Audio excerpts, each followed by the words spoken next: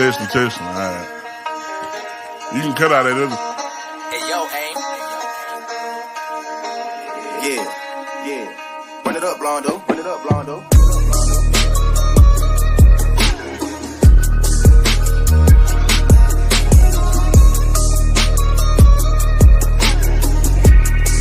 Hey, see y'all from Texas, where we should ride swangers and put diamonds in our neck.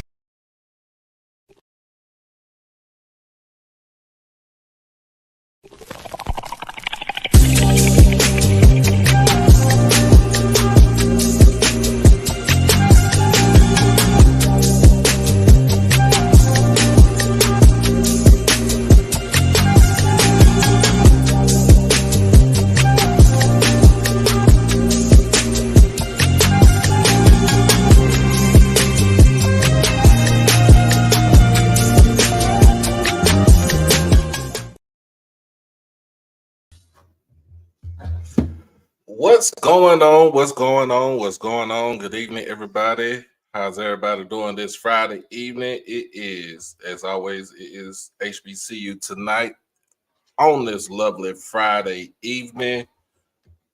Good Lord, September the 20th, year of our Lord 2024.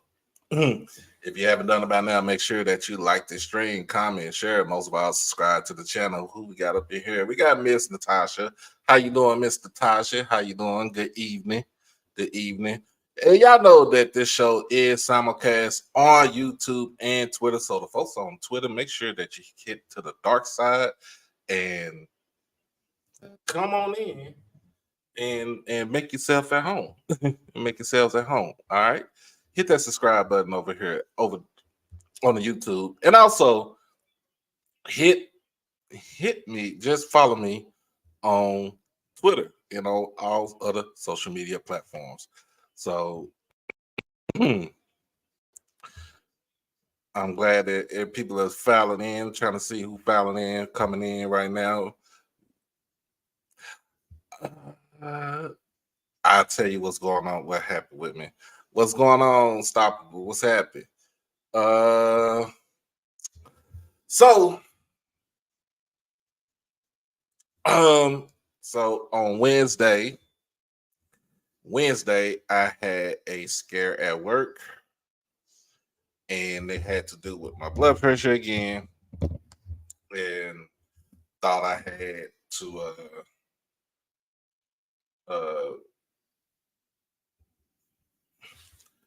had to basically call the ambulance while I was at work. EMT take me to the hospital. Thought I was having chest pains and didn't know what was going on. I'm not no person about no heart attack or nothing like that, but I ain't never had one. Don't want to experience one. But if that's what a heart attack felt like, with that pain on my left side, on my left chest, I don't want to deal with it. I wouldn't want to. I'm not gonna worry about it. But I did go to the hospital on Wednesday night and spent most of the evening at the hospital, checking blood work, checking my blood pressure, trying to get it down.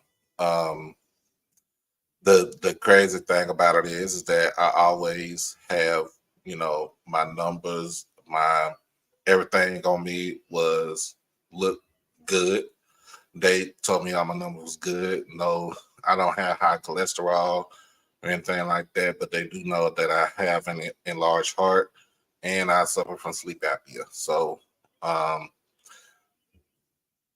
more likely it was from heat exhaustion, walking to the bus stop from my apartment, which is like three-quarters of a mile from my place, in the dead heat of the day, which is around 3 o'clock in the afternoon. Usually when I have to be at work at 4. But yeah, I don't wish that on nobody.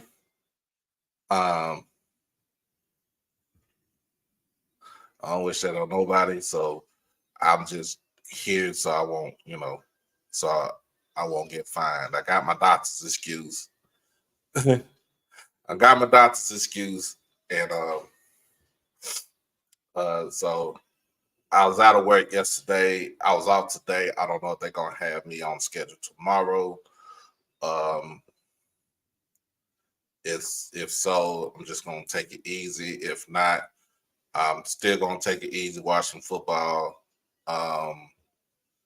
Stream the game live tomorrow, so everybody make sure y'all tune into that if you're gonna watch it on there.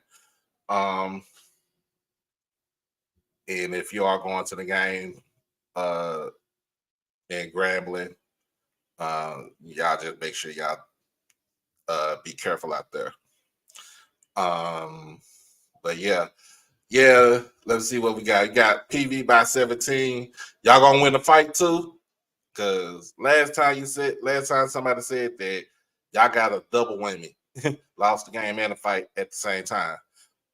Yes, thank you for prayers.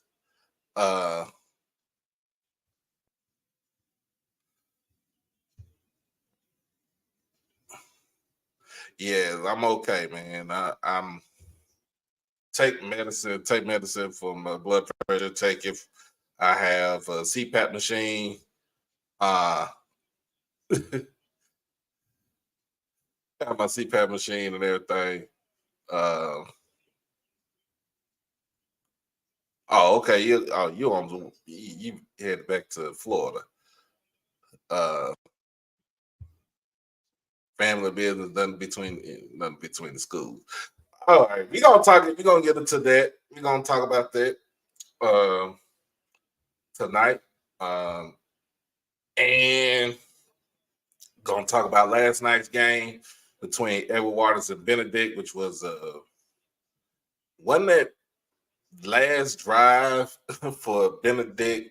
That was a hell of a drive. I give it to him. First and foremost, shout out to Coach Dickerson for getting his first win as a college head coach. And shout out to Benedict for getting their first win last night.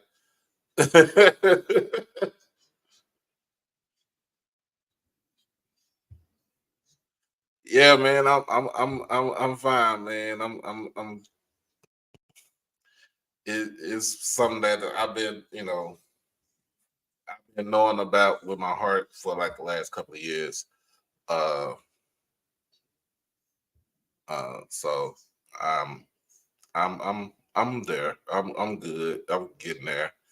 Hey, Miss Mary, how you doing from the 305?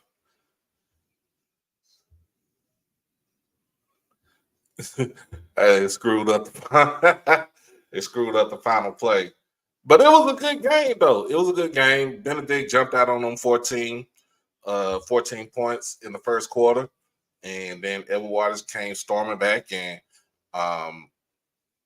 they were going back and forth. Edward Waters caught the lead and thought they had it in the bag, and Benedict said, "Hold my beer," and basically went down. But it was some controversy in the game. It was a controversy in the game. Now the person that really we need to talk to about that is my boy Kendrick, aka D2 HBCU football.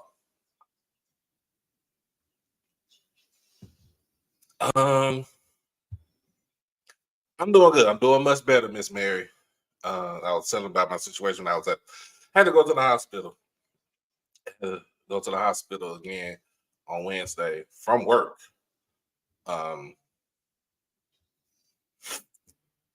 So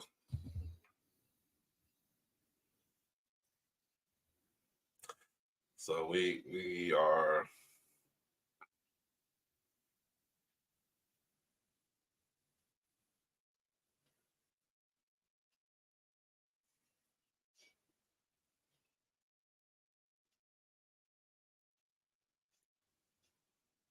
Oh Lord, they cutting up in the group chat.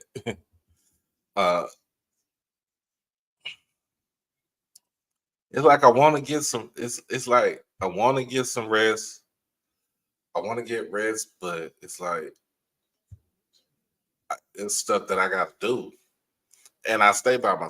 I stay by myself. Don't nobody stay with me. Um, my girls, my kids. Well, my youngest daughter stay with my ex-wife, and then my oldest daughter, she's on her own. So um, don't not too many people stay with me. So I'm in that solo dolo. But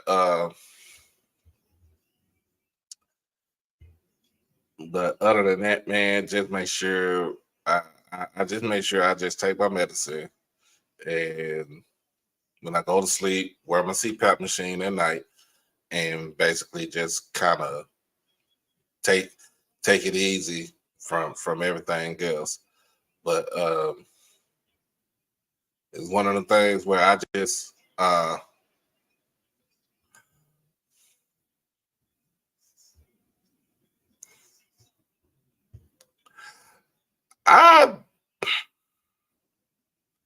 I eat I eat pork, not a lot, but that's not the like like anything like what I eat and everything is not the biggest issue. The biggest issue is that, for one, I live in Texas, so I live in Dallas, so it's still hot as hell out here. Two, I was walking to my bus stop at the top of the afternoon, which is around 3 o'clock, where it's the hottest of the day. And then three, I drank plenty of water. I felt like basically they said I had heat exhaustion. Also, they said I probably had a case of angina, and they think that that's what it is. Uh, and I wish I could be a pescatarian, but I can't eat fish. I'm allergic to fish. I'm allergic to fish, so I wish I could. I wish I could dabble in that right there, but I can't.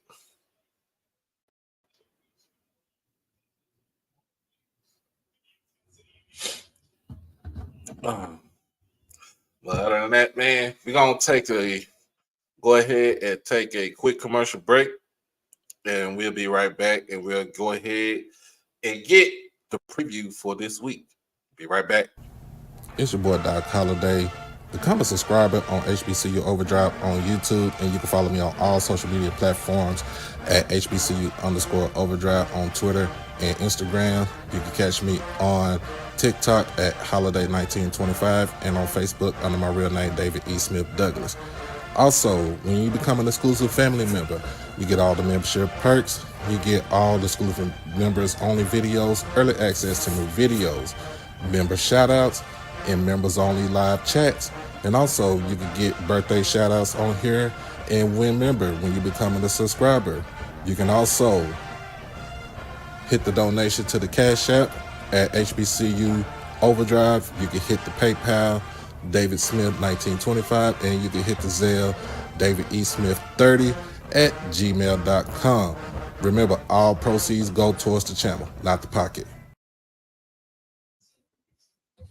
What's going on? What's going on? We back. Yep, we got my man, got Uncle Sid up in here. He's on the road. Yeah, what's going on, man? That's right. Hey, man, look, we in here, man. I got my picks with me, man, and shouts out to all the noobs in the squares in the chat, man. Look at here, man. JSU all the way, man. But this week, man, we get into the meat and potatoes, man. We get into the meat and potatoes. Within the next 3 weeks, man, it's gonna be a lot of great games. A lot of them. Yeah. Well, my friend just texted me, so I'm about to get in trouble because I didn't tell him about what happened to me on Wednesday. Uh-oh. You gotta update, man. Update. I mean, the thing about it is with relationships, man, you want to update because you don't want people thinking the worst, and that's human nature anyway. Yeah. I didn't even want to tell my. It was crazy. I didn't want to tell my ex-wife what was going on because I don't want to. I don't want to alarm my child, my youngest daughter about what's up. So I, Right. I just I mostly keep it to myself. But I I figure, kind of need to stop that myself anyway. yeah, but sometimes, we need to reach out, to seek,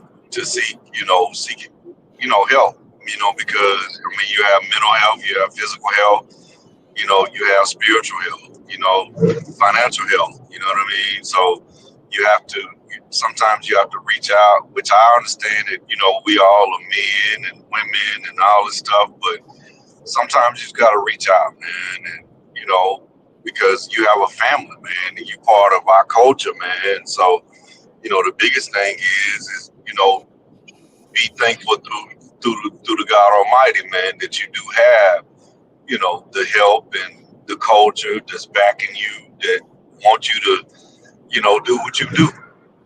So, Right. Oh, Jay White say he's square too. well, I mean, Jay White is, he's a great brother. He was called by, Elder Watson Diggs, into a great, fraternity of, African American males, on, the campus of Indiana University. So, of course, he would, go on to branch out to other things because he was taught that way. See. I say them Kane boy. Hey, so before we get into our picks and the games of the week and stuff like that, I was on call this morning for SWAC Bat Media Day for the basketball for men's, right? Now, I don't know if anybody listened to it, watched it this morning, but I felt like I was the only person that was asking every last question to all the coaches. Yeah, I noticed that. I went back and we watched it while I was on the road.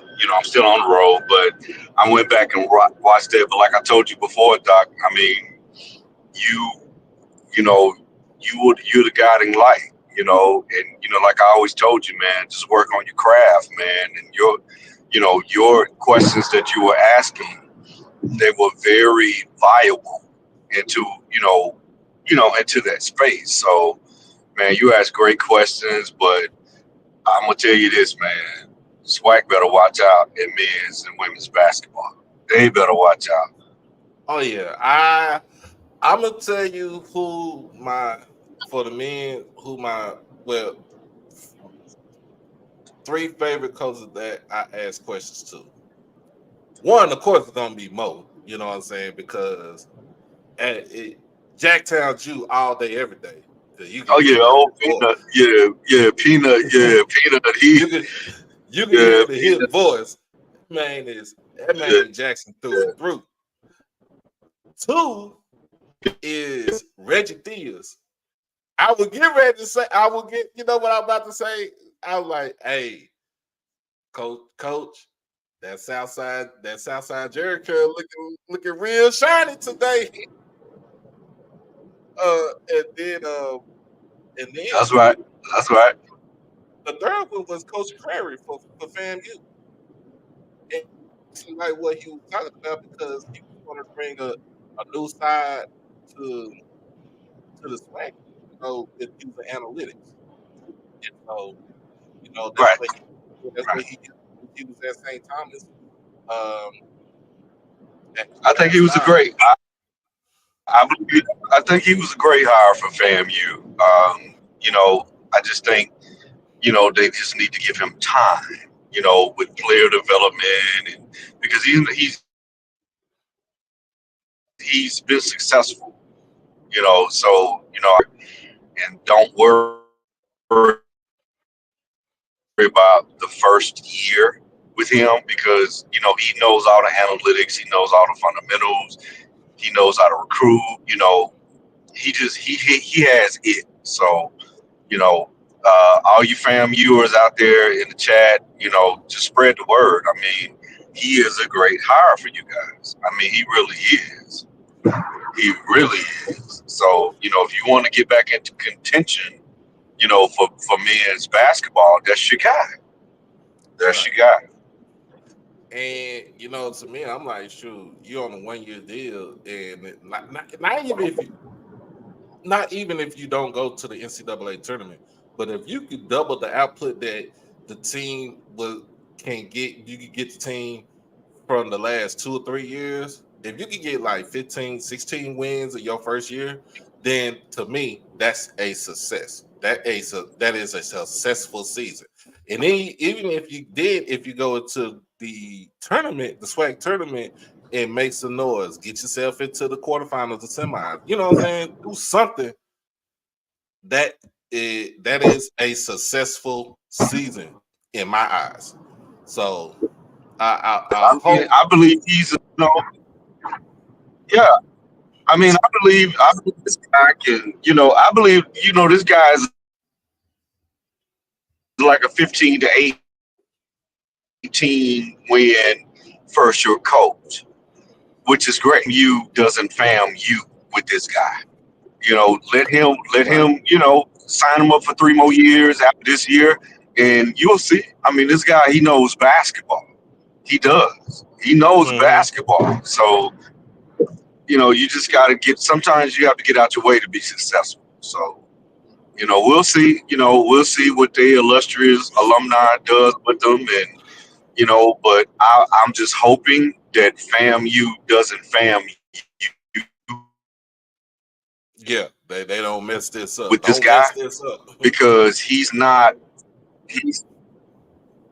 has won championships. And you can say D2, D3, you can say NAIA, but at the end of the day, if you win any championship on any level,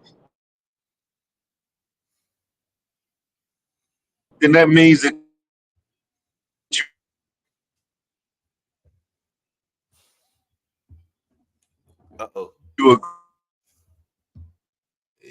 you back your phone back in the transfer portal.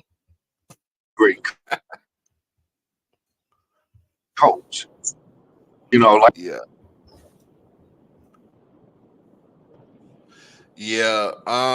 So you got me and Mike in the building right here. Hey, I'm gonna need y'all to score more than 6 points this weekend.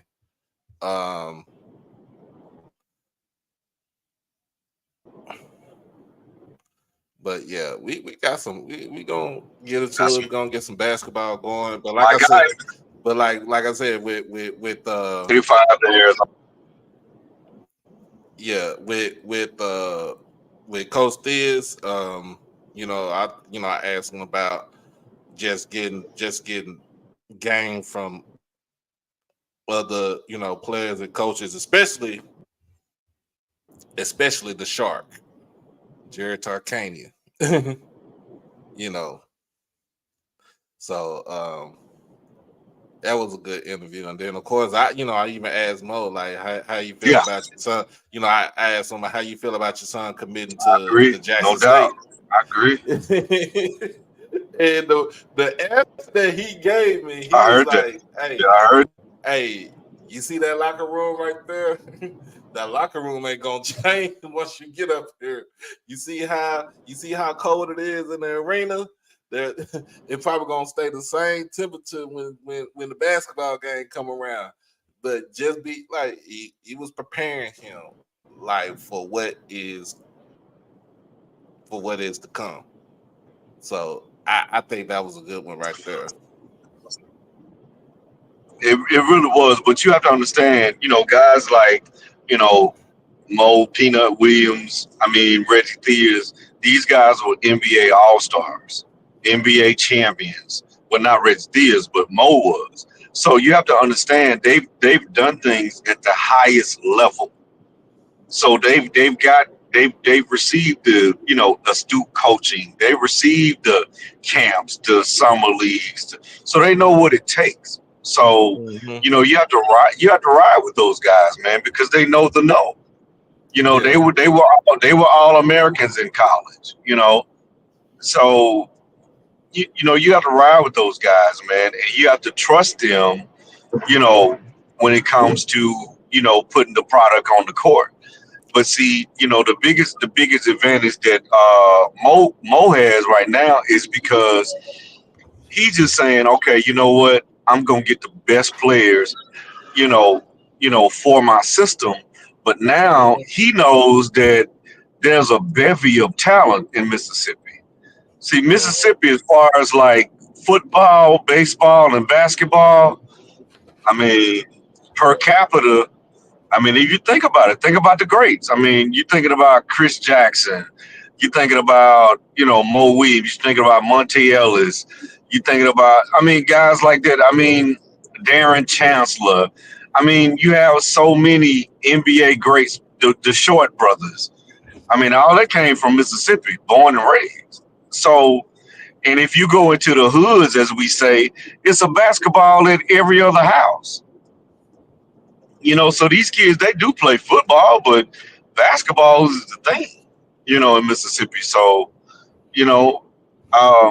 shouts out to them. Shouts out to Coach Diaz. I enjoyed the interview with the Southern, the guy from Southern, the coach from Grambling. So these are people, man, that they're going to bring the SWAC. And my thing is how good would it be if we have about four men's teams and four women's teams that has won 20 games, for the season? Man, that'd be outstanding, man. So, the SWAC is, like I tell people, and I tell some of my colleagues, man, that the SWAC is the baby SEC for the HBCU. It's the baby SEC. And I really understand. I really feel that. Yeah, I was just astonished, and of course, talked to who is Coach Matlock over at Alabama State, Coach Jackson over from Grambling. Really make you want to go play for him. Hey man, that man will make you want to jump over the goal. Even if you fat and lazy, that man will make you want to just go do some suicides. And you need people like that. So that's what makes the SWAC because you have different coaches, different expertise, if you will, and personalities. And they believe in their schools. So, man, like I said, man, I can't wait. But right now, football is football. Football is number one. Mm-hmm. So yeah, football is number one. There you go.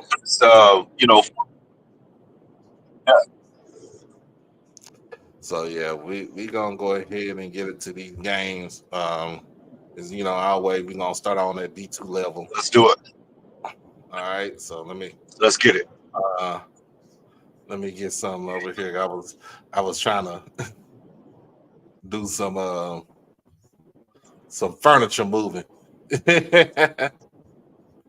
Oh man, no, say it the correct way. House cleaning. You're just doing a little house cleaning. You're doing a little house cleaning, So I get it. But yeah, we gonna get into it. We're gonna get into a lot of things. So let's go ahead and start off on the D2 side. Let's start off on the D2 side. So we got. Let's see. We got first and foremost, SIAC We got Central State. I think they taking on. Hold on. Got to get my. Well, I thought I was prepared when I came on here. I started talking basketball and got sidetracked. But first and foremost, it's all right, man. We got the best audit. We got the best audit. We got the best audience in HBCU culture. Shout out to the audience. We appreciate you guys being here tonight. So let's get it. First and foremost, like I said, shout out to Coach Dickinson over at Benedict getting his first win as the head coach of Benedict College. That was an exciting game last night. There was some questionable calls in this game. It was. In the game last night against Edward Waters. So Benedict started the game out 14-0 up on Edward Waters in the first quarter. Edward Waters like, nope, hold my beer. We gonna go and we gonna try to see what we can actually do. Try to make this a game, and they made it a game for a minute. Edward Waters did take the lead, got a 2-point conversion within like probably about 2 minutes or something like that left in the game, and then Benedict just drove down. Yeah, it was 2:19. Yeah, and then Benedict drove down the field, like I said, with some. But they had some questionable calls in this game right here. One of them was the time management on the clock. Time management was the one that kind of messed everything up. And and Coach Morgan thought he had it in the bag, but it ain't always, it ain't over all the way until you know what I'm saying, until them numbers hit 00. Well, I mean, I agree with you, Doc. Brother Israel Carey, he had called me, and he want to enlighten me that Benedict was on last night. So I switched over because I was watching the USA South Alabama game last night because I love Applewhite's offense or whatever. So I switched over to that, and you're right. I mean, my colleagues, it was, my referee colleagues, they called a bad game with that. But, Benedict, I mean, I see how they can be a strong team, but, the discipline is kind of, it's kind of catty a little bit, but you're right. But I will say, in Edward Waters' defense, man, Edward Waters, man, they like a couple players away, man, from really competing, man. They really are. I like the quarterback. I like those running backs. I like the wide receivers. I like the front seven. But the only thing about the front seven is because people pass on them, and they actually, give up a lot of yards passing. But they plug the holes though, on the running game. So yeah, I like Edward Waters. I mean, you're looking at Jacksonville, that area, man. I mean, you have, a bevy of talent, coming out, that area. So, I just think to me, this is just my opinion, it's coaching, man, with them. I really do think that, not trying to knock, anybody else, but I'm just calling it fair, and I'm just calling it like I see it. It's really coaching with them. I mean, it's they have some athletes. Heck, it's Florida, for Christ's sakes. So, and then you're looking at, like I said, the Jacksonville area. So, I just really think it just boils down to coaching with them. But again, I just think with Benedict, they still have people coming in that can represent the brand, because we know that, Benedict on the D2 level, it was a brand. It was a brand. It was a brand. I mean, it is what it is. I mean, although Thanos left, but, young kids out there was like, what, Benedict ain't bad, so I just think that's what it boils down to. But you're right. They went out to a pleasant lead, but then they got arrogant and start playing prevent even on defense, and they start running the ball, and I'm like, that's fine running the ball, but you got to close the game out. You got to close the game out. You got to finish the game. So, and like you said, with the 4 zeros, and I'm gonna add a cliche to that, a caveat, if you will. It's not over to the fat lady sings. It's just not. Yeah. I mean, that's the way football, basketball, baseball. I mean, all sports. It's just not over to the clock strikes 0. So you're right. So I was saying, to me, that's something that you got to take, for everyone. You got to take with a grain of salt, man, because you had the game. You had the game. Damn sure did. You had the game, but also with Benedict, you had the game. I mean, you had the game, even though you won the game.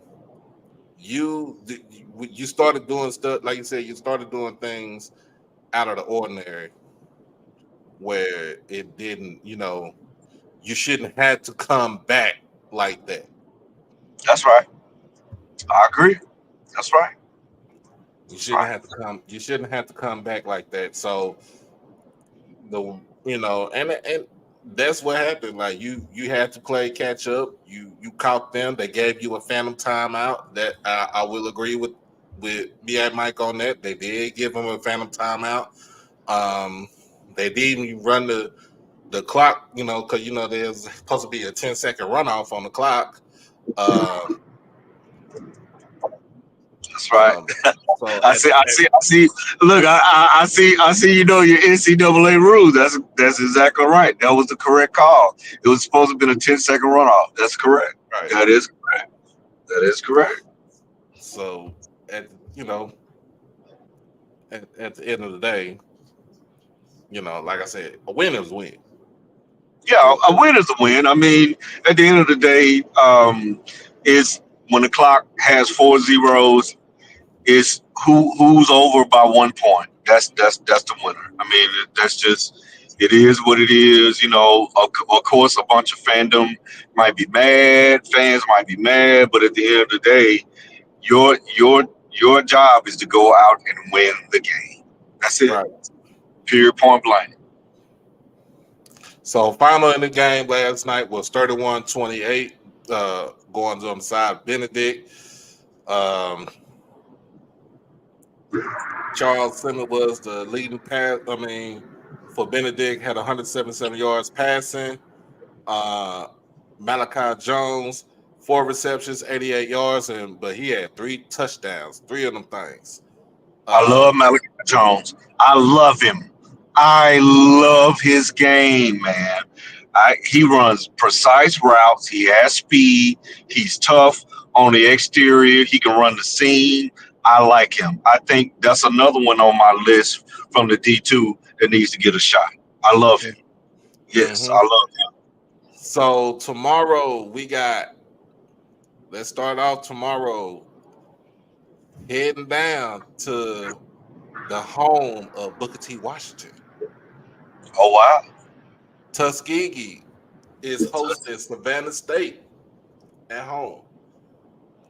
This is 2 p.m. kickoff Eastern at Cleve Abbott Stadium. And for those that still wondering, yes, they are still trying to work on getting lights at the stadium. Yes. So with this game right here, Steve, you got Tuskegee has been a thorn in Savannah State's side for the longest. For the longest. And I don't think that changes anytime soon. I don't think it changed anytime soon, right? I agree. I got Tuskegee, man. I got Tuskegee winning 35-14. I think it's gonna. Because Savannah this year. Yeah, Savannah is 0-2. They don't. Tuskegee is 0-2. So something gonna have to give. Have a run game. Uh-oh. You in that transfer portal with your phone. But yeah, both teams are They don't have a passing game. Uh-oh. You know, they ain't on, but came down to athletes and stuff like that.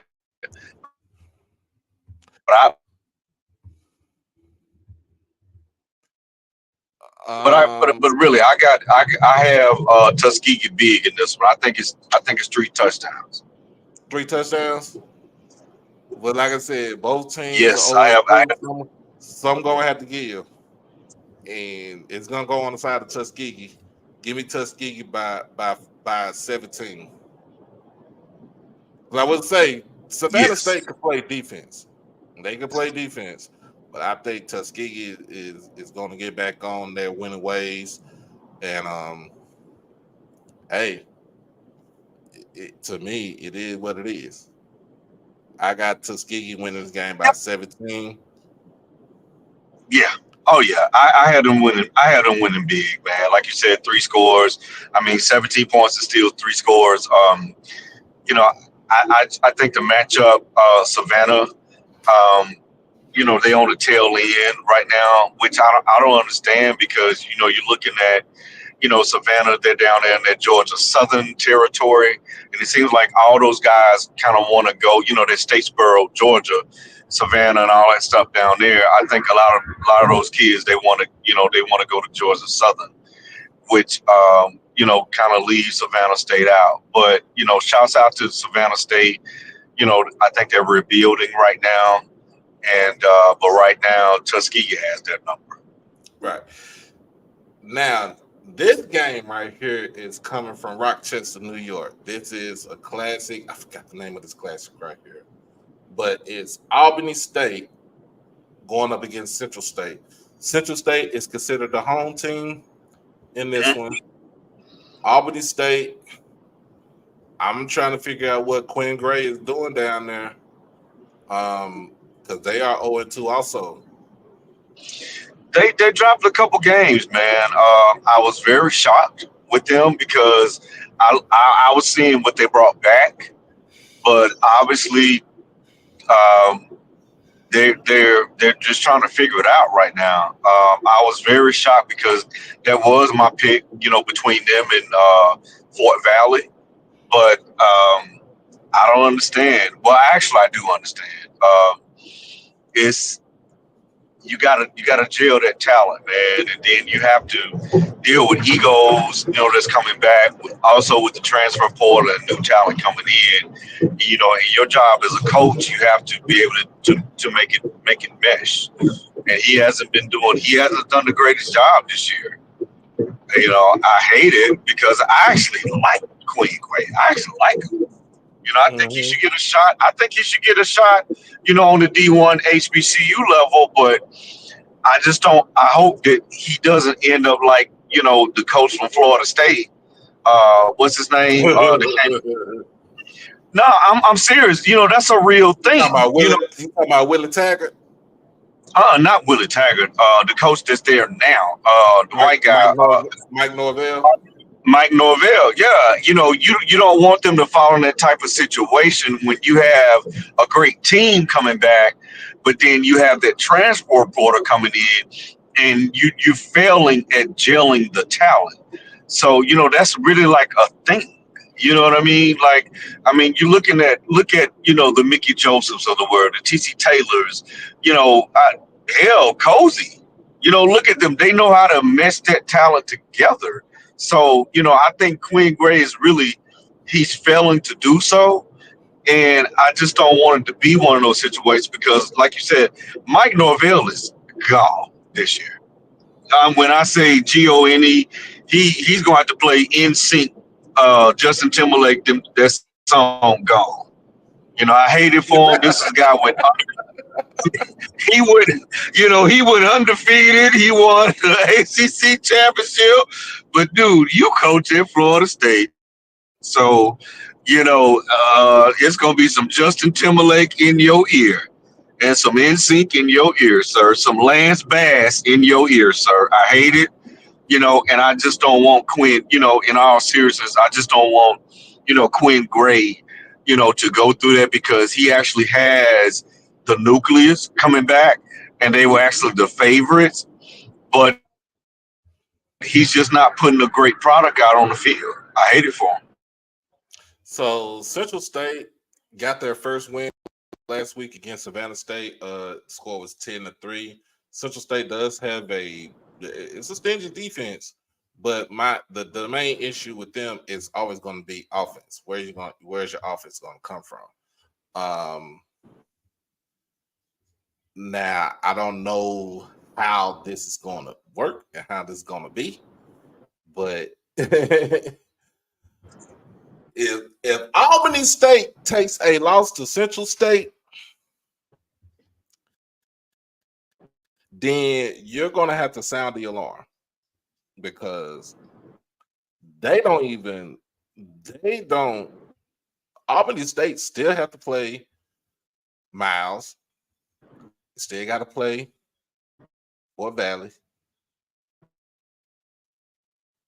If they already played Fort Valley, let me check and see, man. Let me make sure. So no, they just got to play. They still got to play Fort Valley. They still got to play Tuskegee. They still got to play. It is. They got to play Benedict. They got to play Edward Waters. They agree. don't have the Morgan.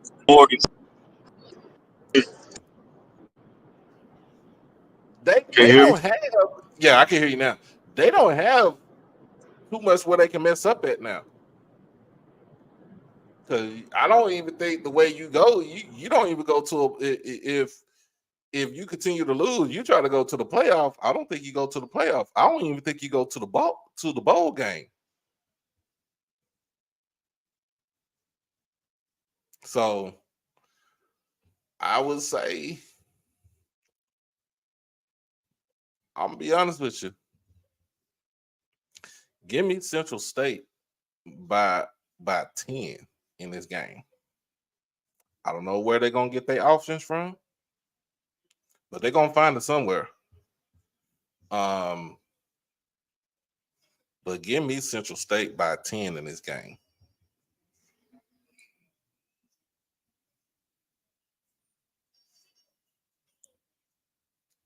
Mike. I forgot they do get, but it's just gonna be one team from the side, unless somebody else just go through and run the table.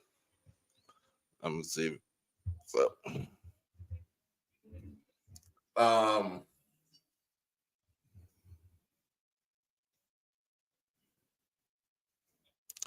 but we got my co-host will be back on. He said he was driving, so his phone going into the transfer portal. Let me see if I can hold on 1 second. See if I can get my partner back on, but we're gonna take a quick commercial break, and we'll be right back in just a sec to continue on with D2 football. Yo, it's your boy Doc Holliday with HBCU Overdrive, and I am proud to sponsor Merch Sports. Check out his new line of collection, the Black College Football Fan Club collection. It's basically designed to show support and give respect to the rich history and tradition of black college football. And as you already know, the best college players had to play at HBCUs before integration. So go ahead and check it out over at shopmerchsports.com. Merch Sports. Merch for the sports enthusiasts. It's your boy Doc Holliday. Become a subscriber on HBCU Overdrive on YouTube, and you can follow me on all social media platforms at HBCU_Overdrive on Twitter and Instagram. You can catch me on TikTok at Holiday1925 and on Facebook under my real name, David E. Smith Douglas. Also, when you become an exclusive family member, you get all the membership perks. You get all the exclusive members only videos, early access to new videos, member shout outs, and members only live chats. And also you can get birthday shout outs on here and win member when you becoming a subscriber. You can also hit the donation to the Cash App at HBCU Overdrive. You can hit the PayPal, David Smith 1925, and you can hit the Zelle, David E. Smith 30 at gmail.com. Remember, all proceeds go towards the channel, not the pocket. All right, we back, y'all. So we back, man. Sorry about that. Down here in Louisiana, man, going through bad spots, man. Headed to the Grambling game, man. You went through. Did you go through Bastrop? I did, and that's so crazy. I don't know why in the heck I went through Bastrop, and I know not to go through Bastrop, man. I know not to go through Bastrop. You know what? I used to live in Bastrop for a little bit when I was little. No, I would never do it again. I'll never do it again.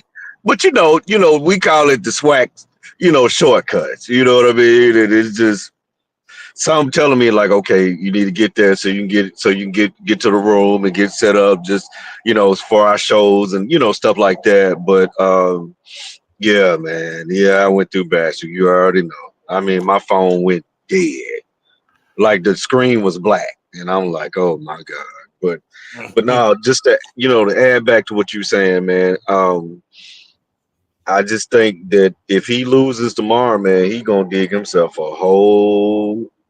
Because Albany State, I mean, you got to think even on the D2 level, man, they got a little money down there, just a little bit, to be able to pay off their coach and say, hey, the hell with you, So he better be mindful of that. Yeah. So another thing I want to say, so we move on to the next one. I did say I'm gonna give Central State the nod in this game by 10. I mean, it's pretty much almost in their backyard. Yeah, It's not that far from Ohio, but that's true. That's true. I'm gonna give the edge to Central State in this game. Now we got another classic. I think this is the Windy City Classic, if I'm not mistaken, between Morehouse College and Kentucky State. Somebody got to win this damn game right here. Man, that's the battle. I call it the battle of JV football. JV D2 football. I mean, Kentucky State, we've seen them get blasted, these last couple of weeks. We've seen Morehouse. But I think I'm leaning towards Morehouse, and I'm going to tell you why.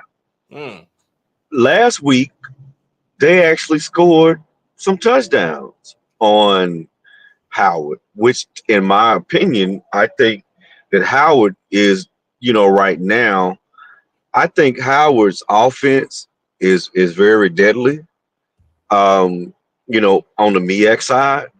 But I'm going to give the edge. I'm going to go against the grain, man. I'm going to give the edge to Morehouse. I'm going to say 21-14 because neither one of them are capable of scoring more than 21 points. Let's just be honest.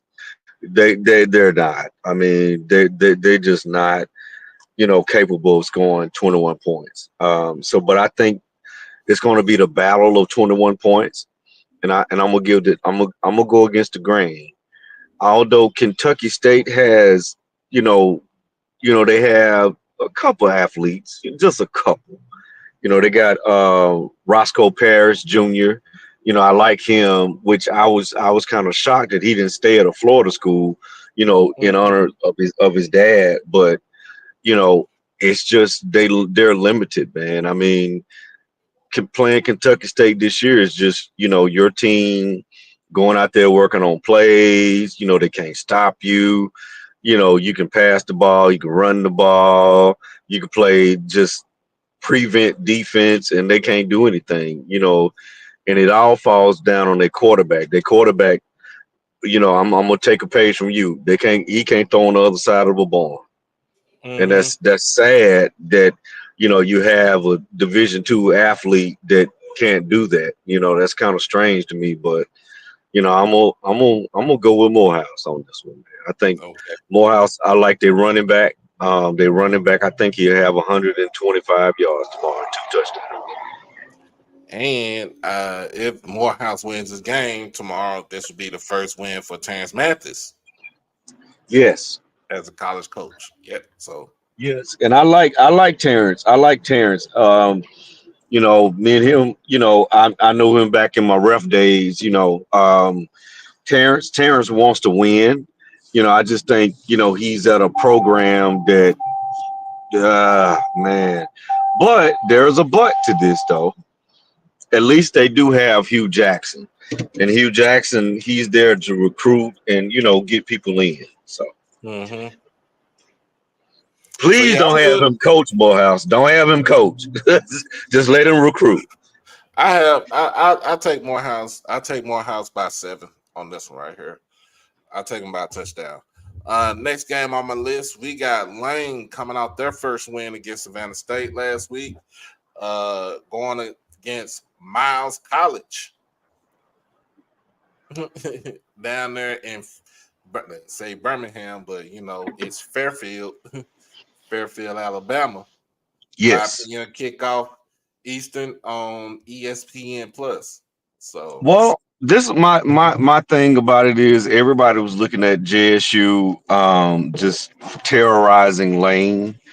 But if you look at their roster, they actually had some big guys to be in the D2 space, and their running back, although it was the second half, it was prevent defense, I get it, but actually, he was able to hit that hole. So I'm with Lane, I just think that they need to run the ball. I don't trust their quarterback. I mean, but again, it could have just been against JSU. You just never know.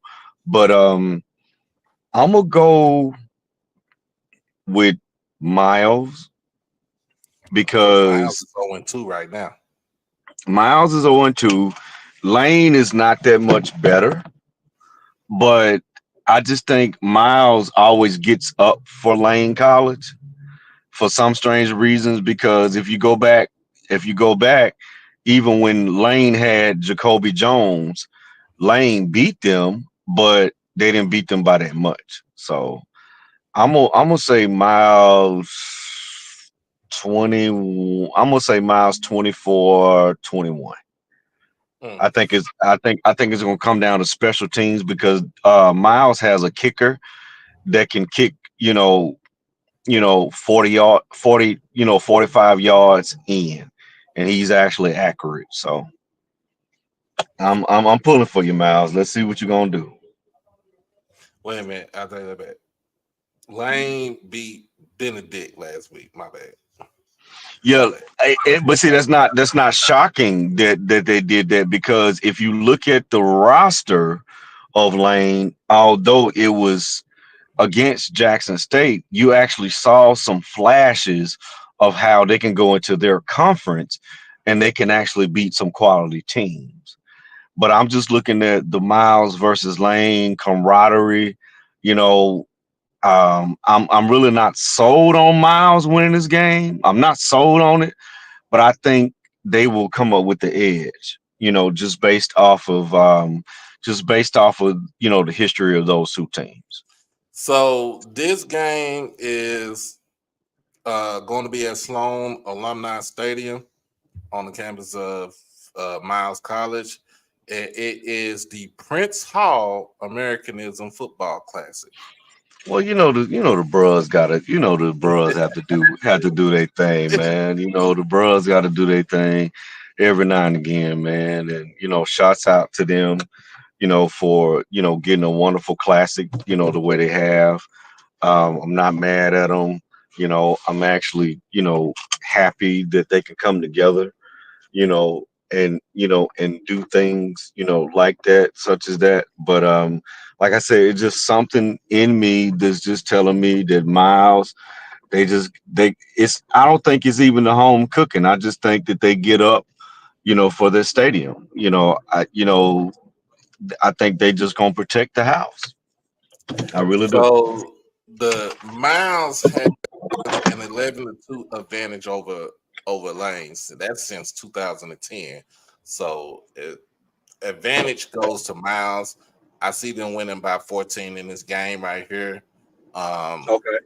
And they'll get their first win and conference win tomorrow against Lane College. Now, this game tomorrow will be on Flow Sports, but I don't know how that happened. But Fort Valley makes a good old drive to Cleveland, Mississippi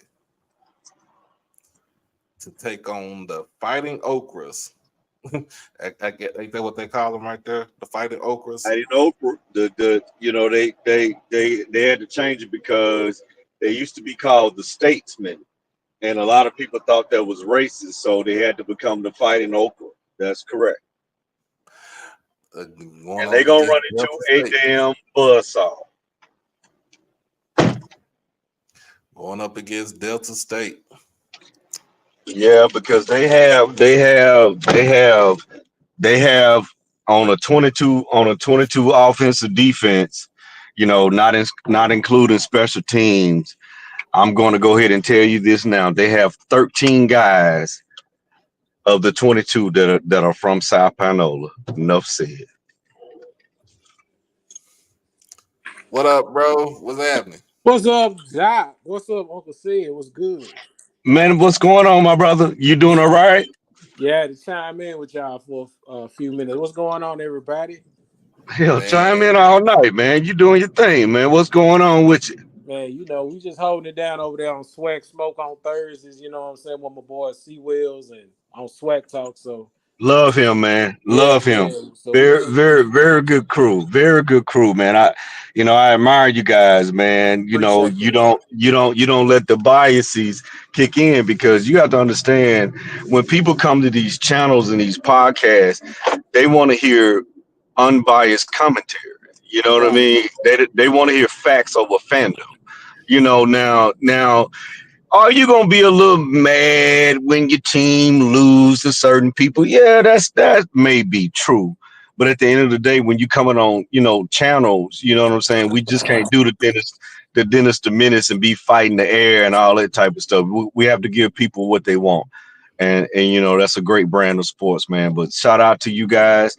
And I tell you what, especially for you, Jackson State homecoming. Well, actually, no, October 19th, because I'm gonna be there. I'm gonna be there Wednesday. I'm gonna be there Wednesday.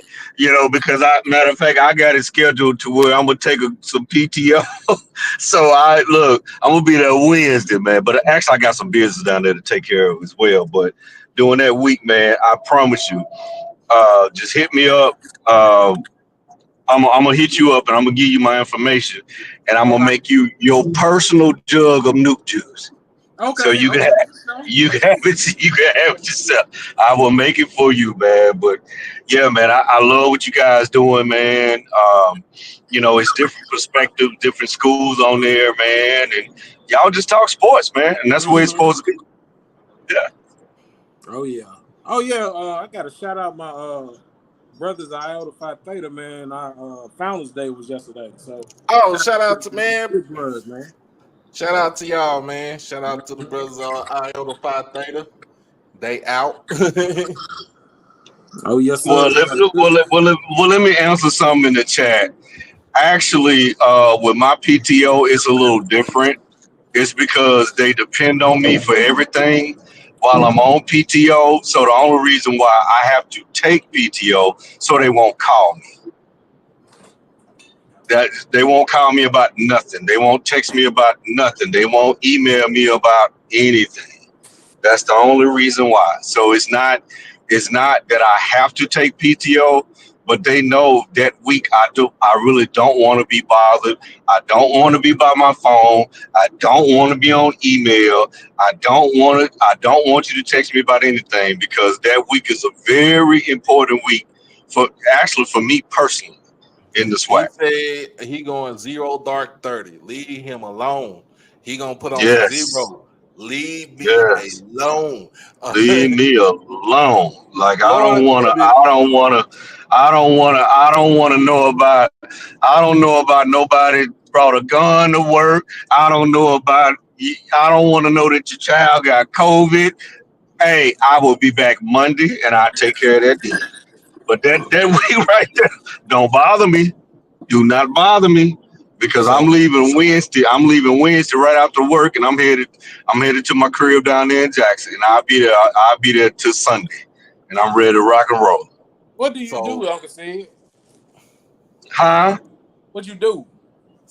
selling that Uh, medical stuff. well, I do two things. I'm actually the market president for Medicare for 17 states through Cigna Medicare. And also, I'm part owner of a DME company where we do actually back braces. Okay.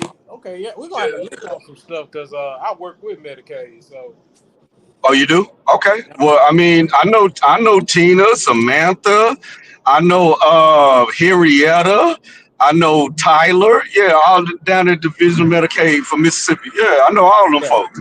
yeah. Yeah, I know all of them. Yeah, they colleagues of mine. Matter of fact, I mean, when I come in town, I mean, I always treat them out to eat and stuff like that. And, I try to stay up on, the Medicaid rules and, changes that be made or, stuff like caveats that's added to, down in Mississippi. So, yeah, man, no doubt, man. I mean, the thing about it is, like I tell people,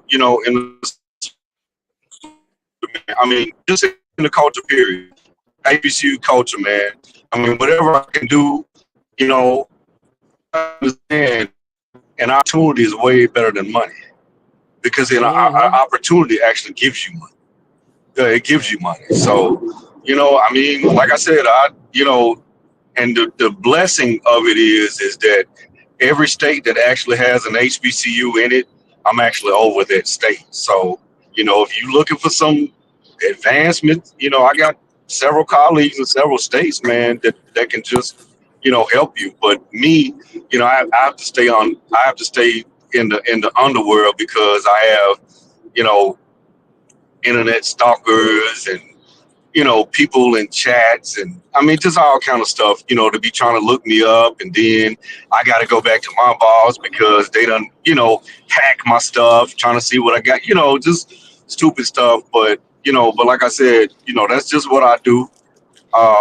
I'm always trying to help a brother, help a sister, man. If you say HBCU, I'm trying to help you, get to Okay. where you need to get, man. So, because I just think that I don't give a see, I'm one of those I'm so biased with us, although I'm not a biased person, but I am biased in the HBCU space that I don't give a damn if you was enrolled for one semester. If you went to HBCU, you part of our family. Yeah. So, it's our job to help you, man. And, because I just think that all HBCU graduates should be doing 6 figures and above.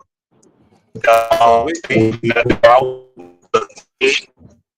I do with the they. The they I'm talking about. your phone I never do. They transfer work for me forward too. again.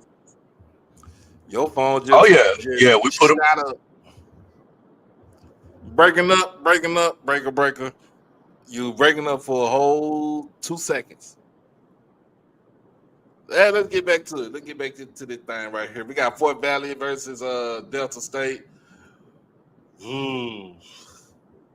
At Delta State in Cleveland, Mississippi. I hate it for him. I'm just be honest, I hate it. Yeah, Delta State, man. You already know that's a D2 powerhouse. Been there for a while, so that's a rough one. Can you hear me? We Yeah, hear you that's gonna now. be rough. Can you hear me? Yeah, we Man, hear look you at now. here, man. You don't want to play Delta State, man, because they are doing what I was telling Coach old Kinky and your boy Kendrick. They are actually recruiting the Delta. I told him that. I said, man, there's no way that I can have a powerhouse like South Panola, Cleveland, you know, Greenville, places like that, and not recruit them, man. But see, Delta State does a great job of recruiting those guys. Like I told you, they have 13 guys from South Panola on their team right now that's about to face and it's not going to be pretty. It's not. That's a D2 powerhouse. I'm talking about playoff powerhouse too. So, it is what it is. So we just gonna move on. We just gonna move on to the next, right?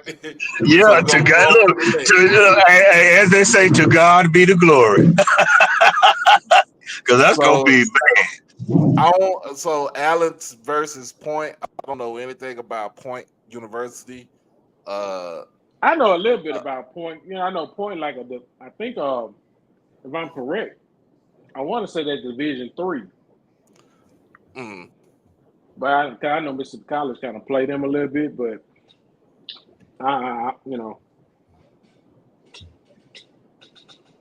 that's just a little bit I know about. Mr. Ford, what's going on? Hey, you doing all right? Can you hear me? Hey, man. What's up, Mr. Hey, Ford? man. Hey, Mr. Ford. You doing all right? Yeah. Oh, yeah. All right now. All right. I guess I'm gonna go with Allen in this game. I don't know too much about Point University. You said it's more of a D3 team, so they hosting them this weekend at down there in Blythewood. in Blythewood, South Carolina. Yeah, Allen gonna run. Allen gonna run away with that before halftime. Yeah, they're gonna run away with that before halftime. That's not gonna be close.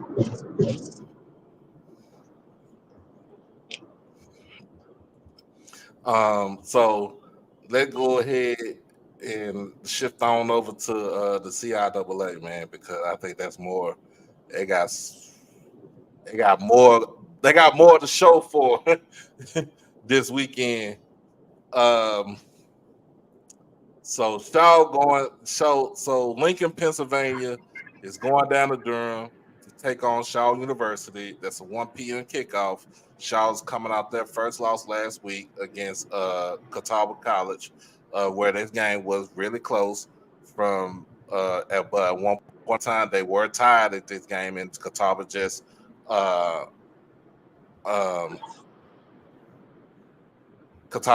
basically kind of pulled away from them. So Lincoln, PA they did not look good this past weekend, especially against Johnson C. Smith. They got 52 put on them. Yeah, I'm going with Shaw because they upset that they should not have lost that game to Catawba. That's the reason why they feel like they'll win this game, and I think they'll win this game big. I think so as well, man. I think Shaw is going to have a bounce back game. I think Lincoln, shouts out to the Bros of Epsilon chapter, Star of the East. But Lincoln, man, y'all in that Wilberforce, all that type of jargon, but it's it's gonna be a long day for them, for sure. What you say, Mr. Ford? Now who are we talking about? Shaw in Lincoln, Pennsylvania.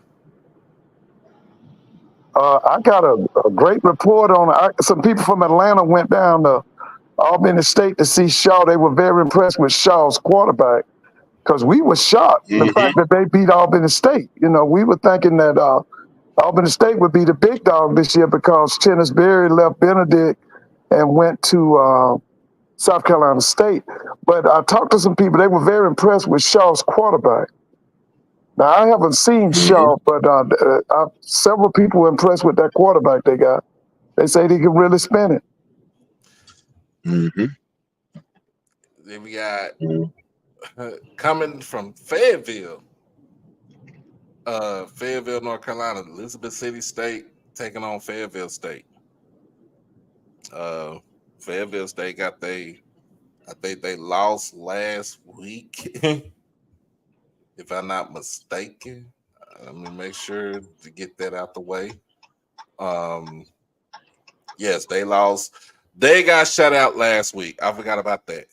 They got shut out last week by Valdosta State. Yeah, they didn't get on the board. Yeah, they went up against the buzzsaw, Mr. Ford. Yeah. Oh And yeah. Doc, and look, Jamie, they when I say they went up against the buzzsaw, it was terrible. It was really over by half. Uh, it was over by half. I mean, they couldn't get anything. They couldn't get anything going offensively, and then defensively, they couldn't stop them. So, um, but I think they just went up against a dominant team. That's what I'm thinking. I'm looking at this to be a knockout, drag out fight between Me these too. two. Yeah, I Me think too. this is a because they I know they rivals because this is a Carolina thing. They are rivals. They don't like each other. Um, Well, let me ask this question: Would Fayetteville State consider going to the MEAC? I mean, if the money right, you got the military base. What Fort Bragg right there, right? Yeah. Yeah, you got Bragg. Yeah, that's why I did jump school when I was in the military. Yeah, at Bragg. So yeah, I mean, it's money flowing there. I mean, it definitely is. It's money flowing there, Yeah. but it's just you have to have the right coaching, in place. With a lot of these D2 schools, you have a bunch of guys that you know, left the high school level, they couldn't get certain jobs, and then they end up D2, or either they've been on D1, and then they just actually wanted a head coaching job. So you have to really just pick your poison, with the D2 culture, But I think their biggest thing, and I hate to say it, you know, like I said again, I'm a Quinn Gray fan, but like Mr. Ford says, he's a better coordinator than he is a head coach. I hate to say it. Not trying to take, it just is what it is. It just is what it is. So I'm actually gonna go with Fayetteville State in this game. Um, just because this is gonna be their third game because they didn't start the season till 2 weeks ago. Mhm. But I'm gonna go with Fayetteville State in this game. Me too. Me too. Livingstone making their way up to Maryland to take on Bowie State, 4 p.m. kickoff. So Livingstone is, I like I said, I like what Sean Gilbert is doing down there. What I like what he doing down there at Livingstone. So I'm looking forward to be another knockout, drag out fight with this game right here. Now, this ain't the same Bowie State team that we saw a couple of years ago. I'm not saying Kyle Jackson can't coach, but he lost a lot of talent once Damon Wilson went over to Morgan State. He lost a lot of talent. He lost a lot of defensive talent too. The talent that they lost, that's part of my Morgan State 85 Bears. I mean, there was 6 guys that's on that I call them the 85 Bears, Mr. Ford. Mhm. It's 6 guys from that school that's on Morgan State team, and they producing. I mean, they producing like they really are. Only thing I don't like about Damon Wilson is that he doesn't predicate his coaching towards finding an offense coordinator. We know that you're a defensive guy. We get it. Defense, special team, that's his bread. That's his bread and butter. But you got to find somebody that can actually give you. With Morgan State, man, you give them 24 points a game, man, they'll turn the MEAC upside down. Well, I thought he went out and got a guy from New Mexico or New Mexico State to run the offense. The guy was the wide receiver coach at one of those schools. He was, but it's different to me. I like guys who be wide receiver coaches first, and Um, and they transition into offense coordinators. But the only thing is, on that level, it's just really, really hard, because you think about it, the MEAC is reminiscent of the SWAC, so you have to be really seasoned coming into that. Although I know what you're saying. I mean, he can teach the guys to run routes. He can, he's gonna have a great tight end. He's probably gonna have, a great, he's gonna make a quarterback better. But it's the other nuances that that you have to have. And although I understand coming from New Mexico, you're getting a FBS guy, but a lot of times you have to look at the position coaches and see what they've been doing, because everybody just don't have it. you know it was fortunate enough that let's take a couple years ago, Jackson State had Brett Bartoloni, but he had other experiences. Instead of coming from an FBS, he was on a staff that taught him the nuances of the OC game. So, and I think that's Well, what they're supposedly lacking. y'all got him because that's who Mike Leach recommended to Dion, wasn't it?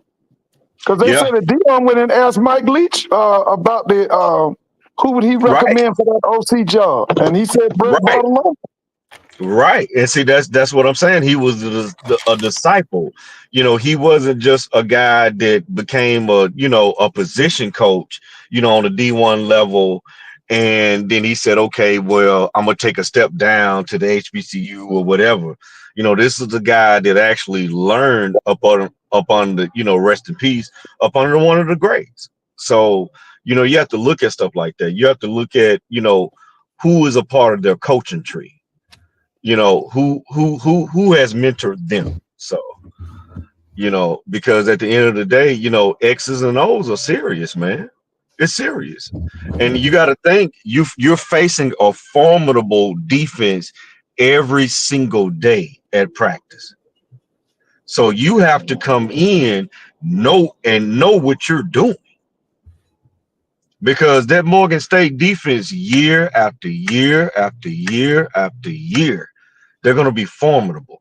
So you have to bring in an OC that actually, knows certain things and be like, okay, well, if I can beat this defense during practice, then everybody else will be easy. And I just think they don't have that this year. So I'm gonna be honest with you. In this game right here, I don't see Bowie State getting this win against. I don't see it, not against this Livingstone team. Livingstone they powerful, man. They good. Matter of fact, they're good in the trenches. They about 290 from left to right on that line. So yeah. I got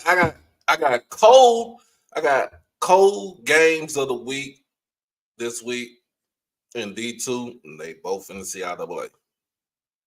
First on my list.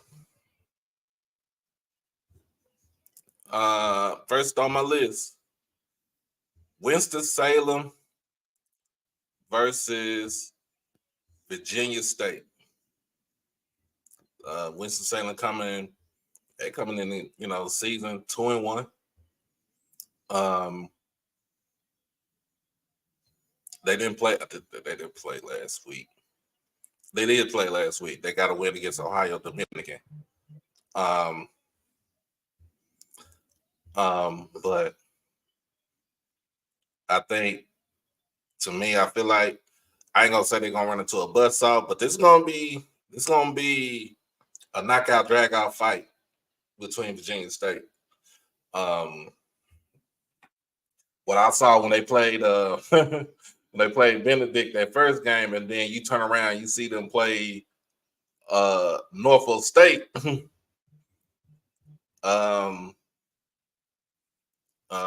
Dr. Henry Frazier, that's one of your favorite coaches right there, Mr. Ford. Yes, he is, and I will always go with him.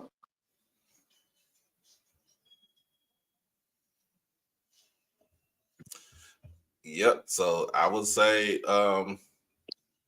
Virginia State by 14 in this game. And that's another school. Do you think they would be interested in the MEAC? From some folks in the MEAC say the money, they say the money right, but my whole thing is you gotta something gotta give. Something gotta give. That's right. Something gotta give. We can't go with this 6 teams in the MEAC. We got to have at least 8 and possibly 10. That's true. I agree. I mean, I would, they have some guys that they have some, not guys, but they have some schools that can actually come into it. I mean, I think Virginia Union will make a great addition to them. Yeah, I think so too. I think the biggest holdup with them getting these teams is the leadership. I'm gonna be honest with you, and I ain't trying to be disrespectful, but I don't think that latest Miss Sonja Steele, I don't think she's the person that should be leading the MEAC. I really don't. And you know what, Mr. Ford, you enlightened me on her this time last year, and I done like little independent research. She is really holding that conference back, man. And it's a sad I think that's why these people are not joining.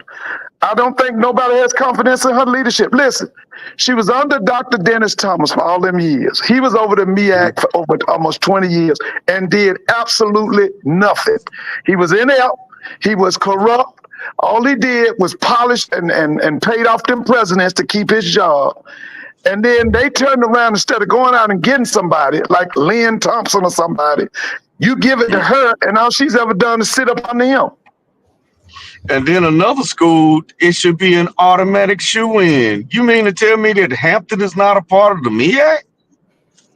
As rich as Hampton is in tradition? That's crazy to me. Like, okay. Okay. I tell you what, if they win the MEAC, they'd be one of the top football powers in the HBCU. Because I watched them last week. I was told. And by the way, who's going to broadcast that Hampton Howard game? Anybody know? I think it's on CNBC, if I'm not mistaken. Okay, hopefully, because I've been looking. I hadn't seen anything. I'm definitely, because I'm telling you right now, man, I'm picking Hampton tomorrow. I'm picking Hampton. I watched Hampton play Norfolk. I'm picking Hampton. Yeah, they watched a lot of tape last week, and they just bulldozed, see what Hampton has. They got a bunch of skilled players, so it's one of the things that they just a great job in the game. Breaking up. Probably listening. Can you hear me now? Can you hear me? Yeah. Can you hear me? We hear you now. They probably listened to the show. Last week, man. So they came in to do what they did, man. What's his name? Zelius?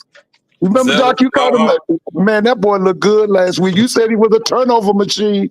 That kid looked good last week, man. He looked good. He was a turnover machine, but he looked good last week against Norfolk, man. He looked, and then that second quarterback is good.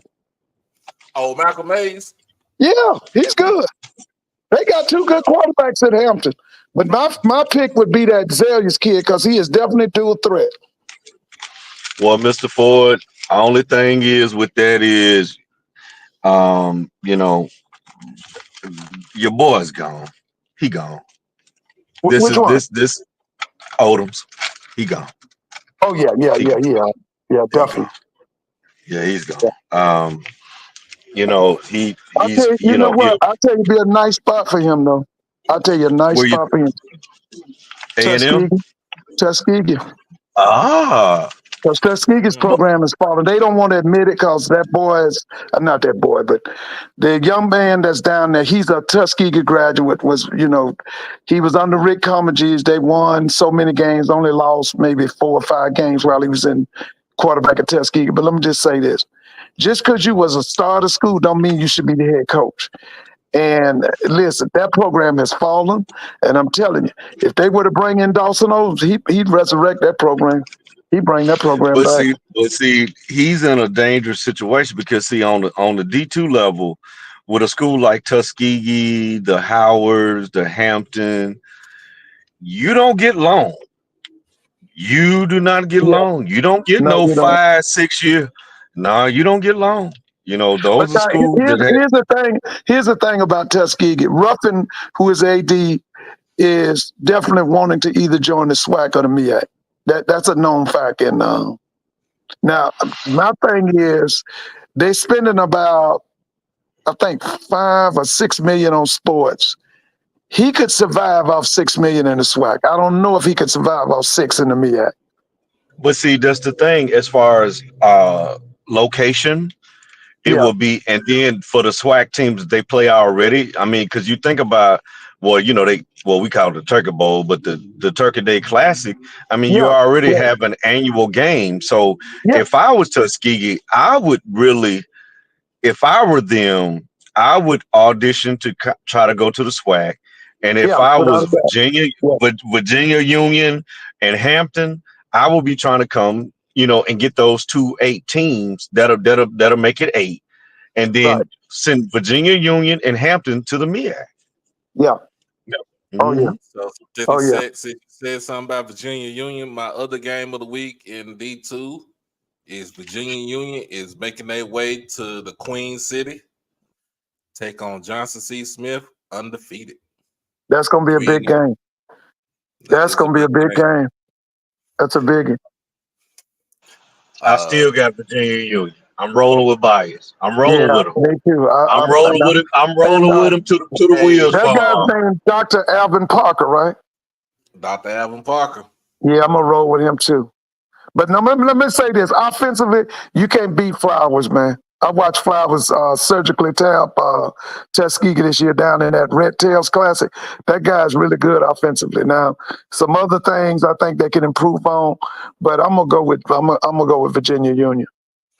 I'm actually I'm not so fast, my friend. I ain't got my pencil, but I'm a roll with Johnson C. Smith because I like it's to me it's all gonna come because we know what Byers gonna do. We know what Jada Byers does. The man could go out there and get you 120, 150, 200 yards rushing, get you Right. 2-3 touchdowns. He could do that all day, every day. But to me, is with going up against this defense is I don't think he gets 100. I think he gets 80 yards rushing tomorrow and maybe one touchdown. But the biggest difference in this game is going to be quarterback play. What can RJ Rosales do? Because you're literally for Union, you're literally running almost an option offense, right? You predicate everything on the run. And Johnson C. Smith, of course, like I said, their bread and butter is run defense. We not giving up nothing. But like I said, it's gonna come down to the quarterback play. I think Darius Ocean, the quarterback for Johnson C. Smith, is gonna go out there. He can spin the ball. I think he throws for about 250 yards with 2 touchdowns, as long as he doesn't turn the ball over. That I give the Golden Bulls the edge in this game. And I would say I would give Johnson C. Smith the edge by 10 in this game. And that will be all you got to do is just you got to run the gauntlet. Because if you win next week, if you win tomorrow against Virginia Union, all you got to worry about is Virginia State and Fayetteville State. Then when you get to Shaw, that's going to be a big matchup right there too. Oh yeah, that'll be a big one. That'll be a big matchup. And then your big matchup, let's just say Livingstone is over 500 for the season. Going up against that game, what I heard, they don't like each other. They don't like each other. They don't care for each other. I done heard Coach Flowers call it that team in Salisbury. He don't even call them by their name. I think he call them Livingstone calls Johnson C. Smith Biddle College because that's the name. That was the name of Yeah, the original school. name. Yeah, The that's right. original name. The original name. They were the So first ones to play up. They the first HBCU to play a football game. right. Biddle College. So I'm gonna go with Johnson C. Smith. They are on a roll. I it's some I don't know what it is in the water, but they is on a mission.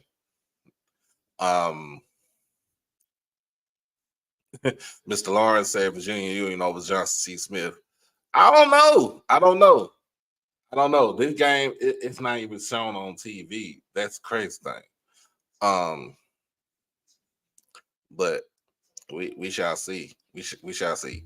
So let's go ahead and hit that MEAC. We got a couple of good games this weekend for the MEAC, and let's start off.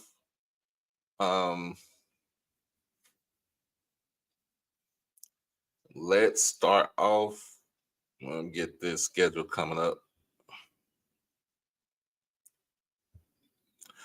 You got Norfolk State taking on Virginia Military Institute, which is in Lexington, Virginia. So they taking on one of the smaller cadet schools. Yeah, they're a bunch of Confederates. Bunch of them. And I'm sorry. I had to put your guys on hold. I'm actually I was pulling up in my hotel down here in Grambling. So yeah. Oh Lord, you said just a bunch of Confederates. Well, I know that ain't that what they call the little rush fraternity, the triad. What's that one?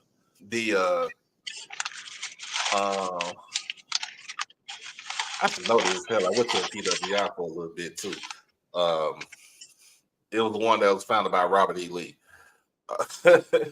Oh Lord, have mercy.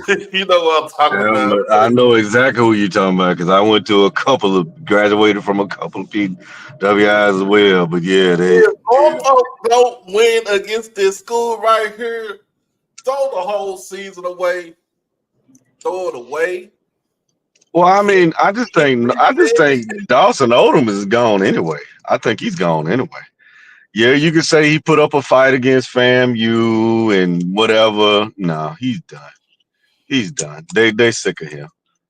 You know, that Virginia money runs deep because you have to understand, places like Norfolk, anywhere in Virginia, anywhere in Maryland, places like that, the DC area, they actually have government money coming in because it's so close to DC. And don't forget the talent in the Tidewater area. This is the area that gave you Michael Vick, gave you Allen Iverson, gave you Lawrence Taylor. He's underdeveloped program. It's unlimited. What was that guy that played quarterback and point guard for University of North Carolina? What was that guy? They gave you him. They gave you him. So, it's talent there. So you have zero excuses. So, my heart goes out to him, but I just know this, Mr. Ford, Doc, he will be looking for a job. And one thing about Norfolk that I know, they're going to, I don't care if they owe him $500,000, the check will go and it will clear. He's gone. He's done. I like Dawson Odom. I think he was I like him, but he just jumped. I think he just jumped in the wrong situation, and he's done. He's done. I mean, it is what it is. He's done. Norfolk is not going to stand for that. They're just not. They're not going to stand for that. I mean, they're getting that DC money. No way. No way. They're not going to stand for that. Not Norfolk. They're not. Mm-mm. So yeah, I just say, if you lose against this team right here,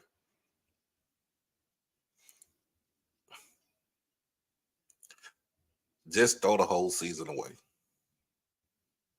Just throw it away. Your only victory right now is against Virginia State, in which you struggle in that game too. Yeah, you Yeah, came from behind to win that one. yeah. Just just throw the whole Well, I throw mean, out. but Hampton beat them from the kickoff to the end.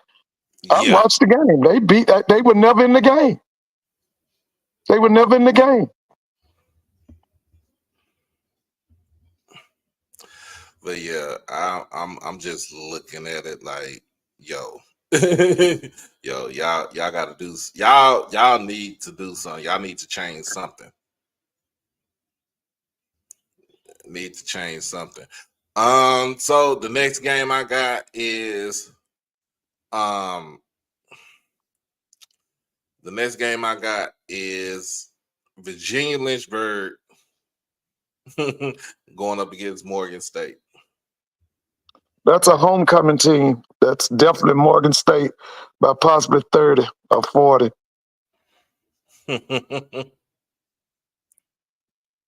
Say 30 or 40.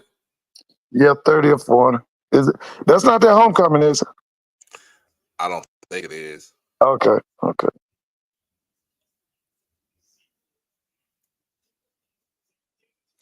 But yeah, I'm not gonna talk about that game. We all know that Virginia Lynchburg is everybody's homecoming game. Yeah, Yes, that's a they are. I'm homecoming. sorry about that. I was checking to get my keys, but yes, man, Virginia, Lynchburg. But they do have powerful alumni there. A lot of people don't realize that they actually got a couple guys that sit on the board out there in Palo Alto that went to Virginia, Lynchburg, and they, for some strange reason, they want a sports program, which I don't understand. But it is what it is. But no, Virginia Lynchburg, I mean, you can match them up against JUCOs, and JUCOs will beat them by 40. So it's a waste of time with them. Mm. So yeah, the Truth or Service Classic will be broadcast on Monumental Sports Network. I don't know what this is all about, but I thought this was only going to be on because it was on either MSNBC last year, the last couple of years. Yeah, I watched it last year too. Me too, Mr. Ford. I did. Hampton has had. I thought Howard should have won it last year. I mean, Hampton came back and beat them. I thought Howard should have won that game. Howard had the lead in the game last year. Yeah. And But for some reason, they nemesis let him down the same way he did against FAMU. Williams. I saw Williams one time. You remember that? It was on ESPN, and I was actually down there in Birmingham, and I found out that the game was going to be down there in Montgomery. I actually went to that. You remember that rain game that ended 2 a.m. live on ESPN? Yeah. That's when I discovered Williams. I was actually at that game. Yeah, Mr. Ford, Doc, I was actually at that game. Remember, they kept shutting it down, starting over, and I just stayed there because the game was, it was a defensive struggle. But man, that's when I knew. I was like, man, I don't care what kind of yards this Williams kid throw for. He was the problem for Howard. Yeah, it was. That was the problem. Everybody else was good, but I actually sat there and watched that game. Do you know what I'm talking about? Y'all remember that game a couple years ago? Yeah. you remember because the MEAC SWAC Classic? That was because it was in Atlanta. It was in Atlanta. Yeah, it was the debut of D. Davis. That was D. Davis' first game at Bama State. Yeah, and like I said, I was right there in Birmingham, and I had heard about it, and I had gone to Montgomery, and they was telling me to go to Atlanta because there's a big game tonight, and I just rode over there, and like I said, I was over there. And when I say I didn't leave the parking lot till like 3:30 that morning. But it was just exciting because they kept shutting it off, starting back, shutting it off, starting it back. So of course I was with my frats and all this stuff, and And they'll start a game, we'll go right back in, and then. But that's when I really discovered that was their problem. It wasn't the defense, it wasn't the running game, it was not the tight ends, the wide receivers, it wasn't the trenches, it was him. So, last couple of years, Hampton has had Howard's number. No. I thought it was the last 9 years. Oh, yeah.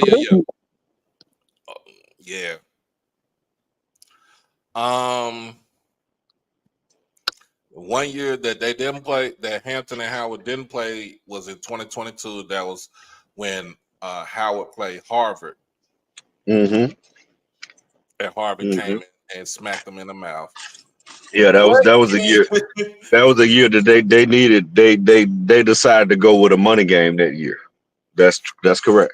What can they do now, as far as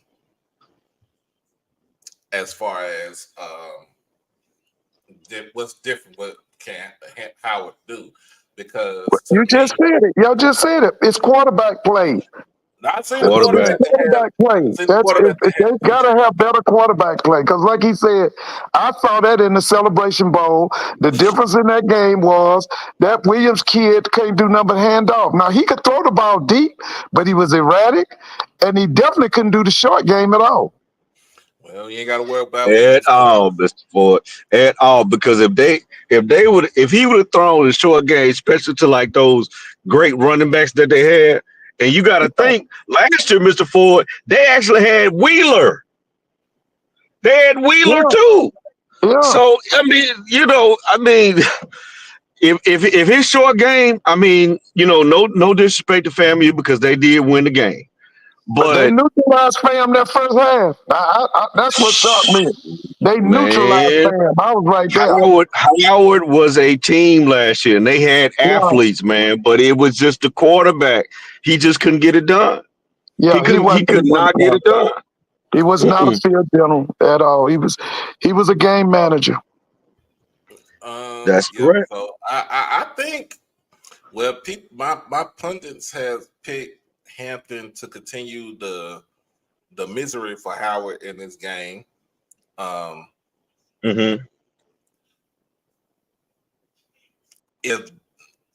If Zealous could, he did what he did last year in the game too. Zealous ran the ball. Elijah Burris, who's the running back for Hampton, he was a decent game. He's good. He reminded me of that guy from Fort Valley, and that Byers kid. They all kind of have similar games, and Mr. Ford and Doc. The unfairness of everything, man. But I am happy that Byers he did get an invite out of all three of those guys to the HBCU, to the Legacy Bowl. So I just wish that they would invite those other two guys, man, because I just think if you give those guys a chance, man, them guys are playmakers, man. That's what you need on your team in the NFL. You need that. So I'm gonna actually go with Hampton. I said Howard, but I'm gonna actually go with Hampton. If Hampton got their number like that, yeah. Hampton on a roll, man. Hampton on a roll, man. Listen, I did the background on Hampton's new coach. He's the interim coach. You know who trained him, right? Who did it? Jim Trussell. Oh Lord. Say less. Hampton. Hampton by 2 touchdowns. Say less. Say less. Say less. Hampton by 2 touchdowns. Youngstown State. Yeah, Hampton by 2 touchdowns. Hampton by 2 touchdowns. Yep. Say less. Mr. Boy, you know what these young folks say? Say less. Yeah. Jim Trussell, man, that's real. See, that is real. That is real coaching. See, I'm a Michigan fan. I'm a Michigan fan as well. You hate him, and I hate that guy. Like do you realize when Jim Trussell was at Ohio State, we only beat them one time. Once. Yeah. Remember, Jim Trussell's daddy was a great coach. His daddy was at a small school called Baldwin Wallace.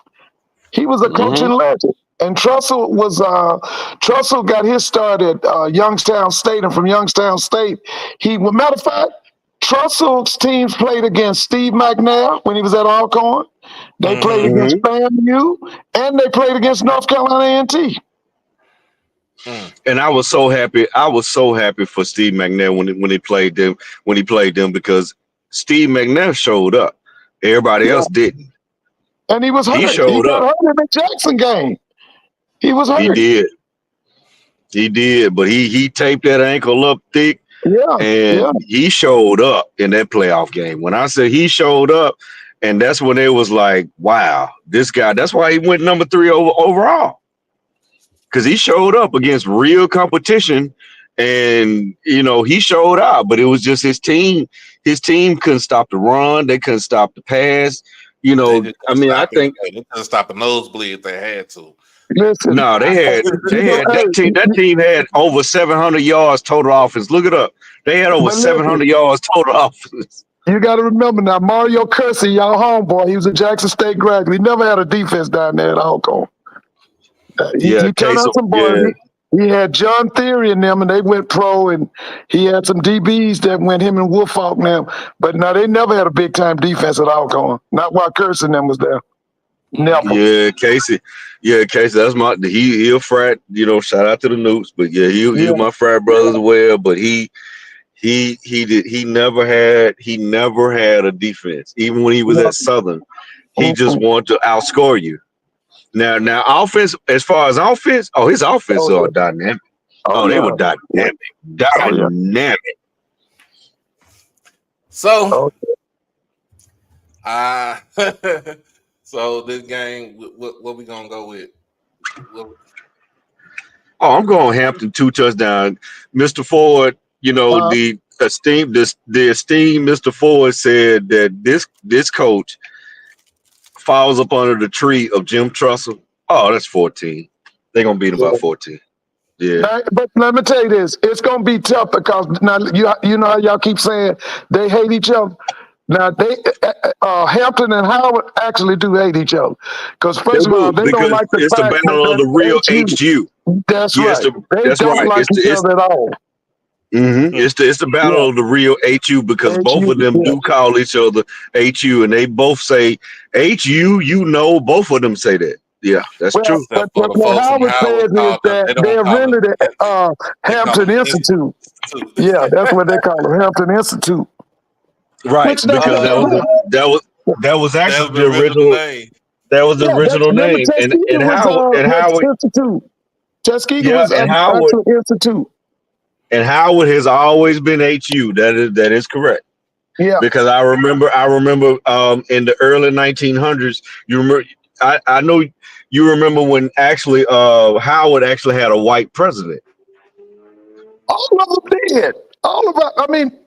Most of the private schools, because Clark, we didn't get a black one. Now we were started in 1869. We didn't get a black president until the 1940s. That's right. Same thing with Fisk. Now Tuskegee always had the black presidents, but Hampton's founder was a white man. Samuel Armstrong was a Caucasian.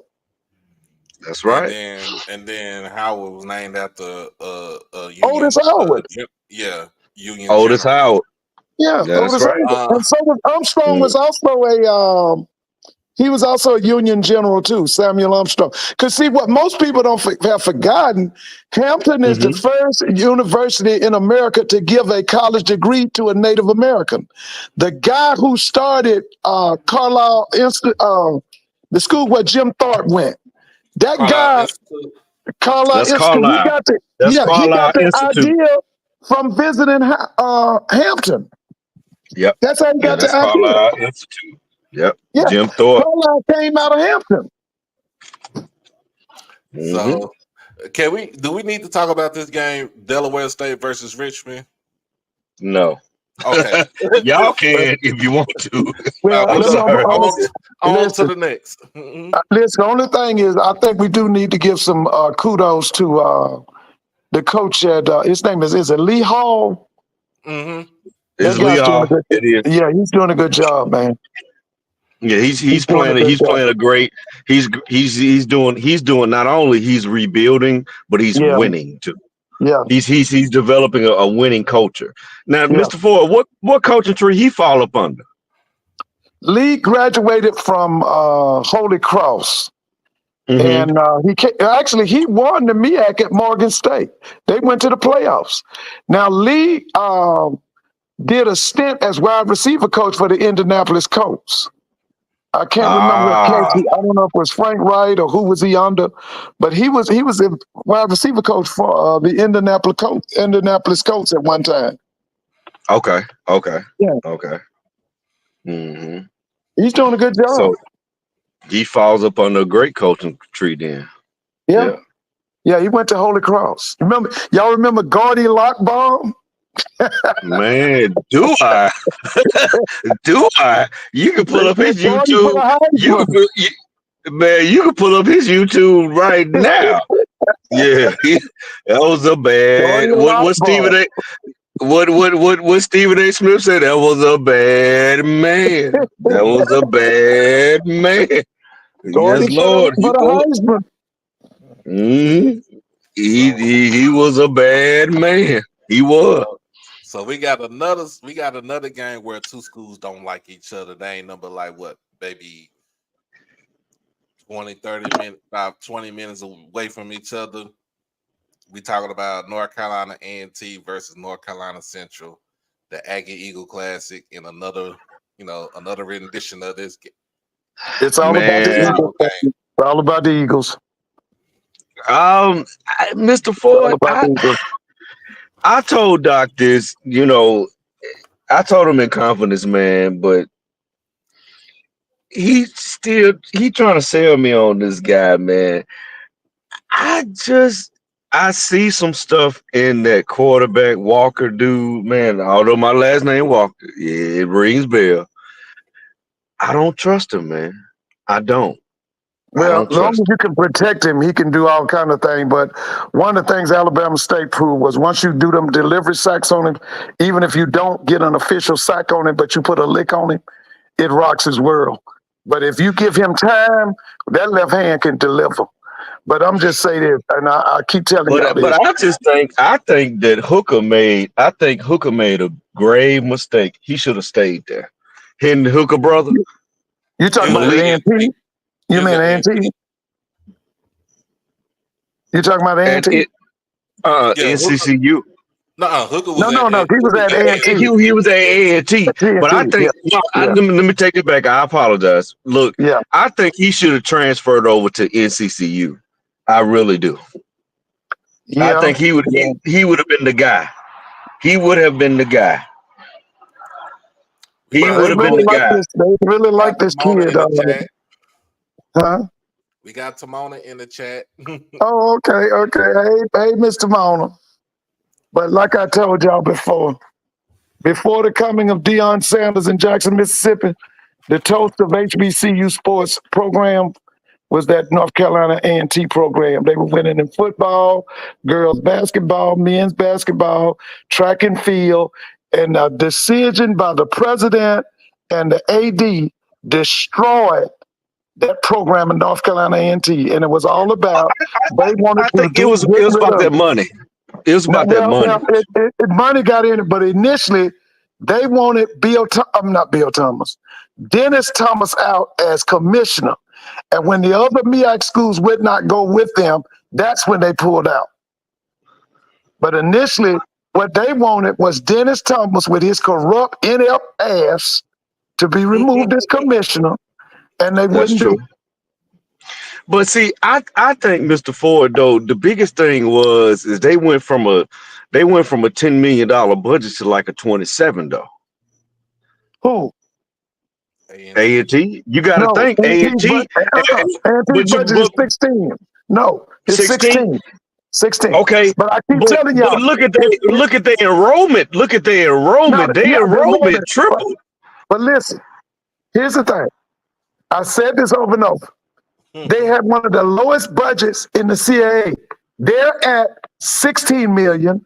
Villanova at that time was at 58 million. There's a big difference between 16 and 58. Yeah, but most of that for Villanova is from basketball. There ain't no football. Yeah, but I'm still saying, you competing against a program that got $58 million and you got $16 million. You got to look at Delaware. Delaware had at least 45 million. They had congressmen at the time, Biden too, getting those contracts. The Blue Hens, I mean, they've always been good, but I'm just saying that decision to pull them out of the MEAC, and first they went Big South and then they went CIAA, it destroyed their program. They're not competitive in nothing except girls basketball. Now, I think that the track now is mediocre. I think it might be a little bit above average. But when they went to MEAC, their track program was in the top 5 in America. They destroyed Chancellor Martin and that Earl Hilton destroyed North Carolina A&T's athletic program. They destroyed it. And the crazy part about it, I remember Gio. They should push Hilton out too, because he helped destroy it. So get him out too. Because when they do Gio, I used to hear numbers that the city used to make like $8-9 million that weekend for Gio. Oh yeah, Gio. Without a doubt. So I'm gonna go with the Eagles, especially since both of these schools petty as hell, because Central was trying to charge A&T's band members $50 just to get into the game, and then A&T said we ain't bringing the band to the game. So I was like, well, I'm gonna go NCCU because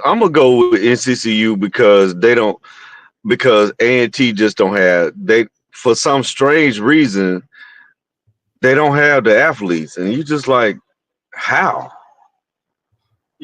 So I just think they still on the HBCU schedule, but they're in a higher conference. To me, they remind me of Tennessee State. Although Tennessee State has a QB, Tennessee State has a defensive line, but A&T just has nothing. They don't have anything. So I'm gonna go with NCCU by 21, three touchdowns. So let's go with let's go ahead and get to that SWAC. Let's get to that SWAC. Well, yeah, Tennessee State taking on Tennessee Tech. I'm gonna let you know, last season when both teams played, Tennessee Tech blew out Tennessee State 35-0 in that game, and it was one of the games to where Tennessee State would have won. They would have had a better chance to make it as a not an automatic qualifier, but as a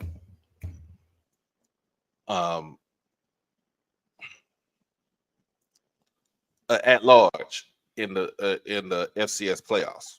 Listen, we might as well go ahead and admit it. Eddie George is an underachiever. Okay, he's an underachiever. He is. As a coach, he's an underachiever. Yeah, I actually watched the game. Like I literally sat down on Sunday night when I got off of work, and I watched the game after we did HBCU Nightly. And I was like, y'all defense is in trouble, because if you got Pine Bluff, you had Pine Bluff putting off close to 400 yards of total offense on you. Yeah, they in trouble.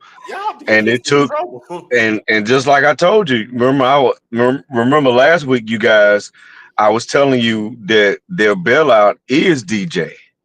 Draylon Ellis, man. If Draylon Ellis wasn't in that game, Tennessee State would have got blown out. So it's just, I think he still lives by that Jeff Fisher principles, which I hate, because he's my 3 favorite athletes what not my three favorite, but part of my favorites. Eddie George, Steve McNair, Robert Kent. It's just Jeff Fisher, man. He was just a guy that was from the old school, and he just depended on the talent, on defense to just win the game. He never had a great offense. And you mean to tell me you got a guy that had 16,000 yards in college and you changed his game? I never understood that. I'm like, although I'm JSU through and through, but at the end of the day, it was a sight to see when you saw Steve McNair. It was a sight to see. You can't lie about it. You just got to be honest with it. Man, it was a sight to see with that guy. And you mean to tell me you had a guy like that on your team, and he ended up with his career over 30,000 yards, but a lot of that because he was calling audibles at the line because of Jeff Fisher. So, I don't get it. His son is there as a defense coordinator. But the biggest thing for me is that he just still believes in Jeff Fisher. And if you ask me, I'm gonna be honest with you. That's one reason why Eddie George is not in the Hall of Fame. What was that tight end? What was the Frank tight end? Wycheck. Wycheck is not in the Hall of Fame, and Steve McNair is not in the Hall of Fame. It's because of that guy. Steve is in the Hall of Fame. No, he hasn't been he's not. No, he hadn't made. No, I'm his cousin. You know, I told you. Hopefully soon he will be, but he's not in yet. I thought No, he's not in. No, he's not in. No. He's in the college Hall of Fame. Okay. Remember, Doc, I told you that's my kinfolk. Yeah, you did. For real. You did tell me that's cousin right there. Yeah, that's my kinfolk. My mom and his mom are first cousins. No, he's not in. Okay. Of course he need to be in. Of course he does. Of course he does. I mean, he played. Can you imagine if he would have gone to the 49ers, the Dolphins, the Steelers? He'd have been first ballot easily. But it's just he went to the wrong system, and you have to understand, guys that was on those teams like Coach Eddie Robinson over there at Alabama State, Chris Dishman. Those guys were Hall of Fame players, but they just played for Jeff Fisher. When he played, like Kevin Gilbride was a better OC. Kevin Gilbride was a better OC they could have gotten a lot more with Steve McNair back in the day, but him and Buddy Ryan, God rest his soul, they done got into it on the sideline, and they didn't really get into it. Buddy Ryan sucker punched him. Yeah, that's what he did. But you get what I'm saying, though. But you get what I'm saying. Like it was one of them things. Like it blew up in their face. It blew up in their face. It did. Since we talk about the fighting Steve McNair, let's go down to Alcorn taking on McNeese State down in Lake Charles, Louisiana. This game is going to be a 7 o'clock kickoff on ESPN Plus. Shouts out to G. They will win. I think they will. McNeese has nothing. I mean, that quarterback, what's his name? Cunningham. What is his name? Coleman? Clifton McDowell. McDowell. He is garbage. He will not start in the SWAC. He will not start in the MEAC. But I take it back. He probably start.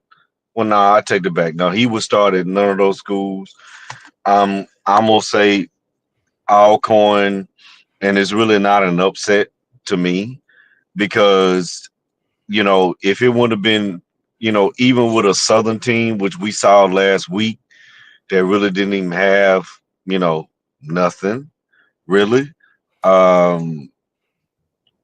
I just think that Alcorn is better coached, and I'm predicting Alcorn, and shout out to G, 28-10 over McNeese. I'm gonna go McNeese by 3. You Just gonna by go with 3. McNeese?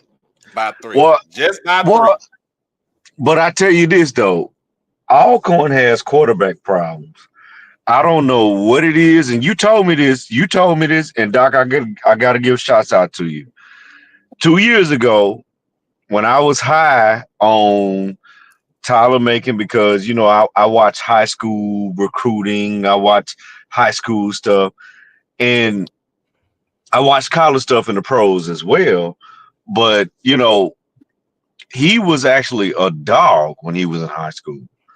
But I guess I just failed to realize that he couldn't throw a forward pass outside of 5 to 10 yards. So he was a dink and dunk guy. If the line shuts down, he gonna take it to the house. So I commend you on that. I don't think that Alcorn is going to be favorable as the SWAC predicted them to be, because they have QB problems. They have QB problems. It's a couple schools out there. PV has QB problems. I think QB. So I don't think PV got a QB problem. I think they got the person that they need, that they want, that's supposed to be in that started from the beginning. Is that the Cam guy, Cam Peters? Mm-hmm. Cam Peters. Yeah, he should have been. He's better. He was better than the stardom. And shout out to Friday Night Lights.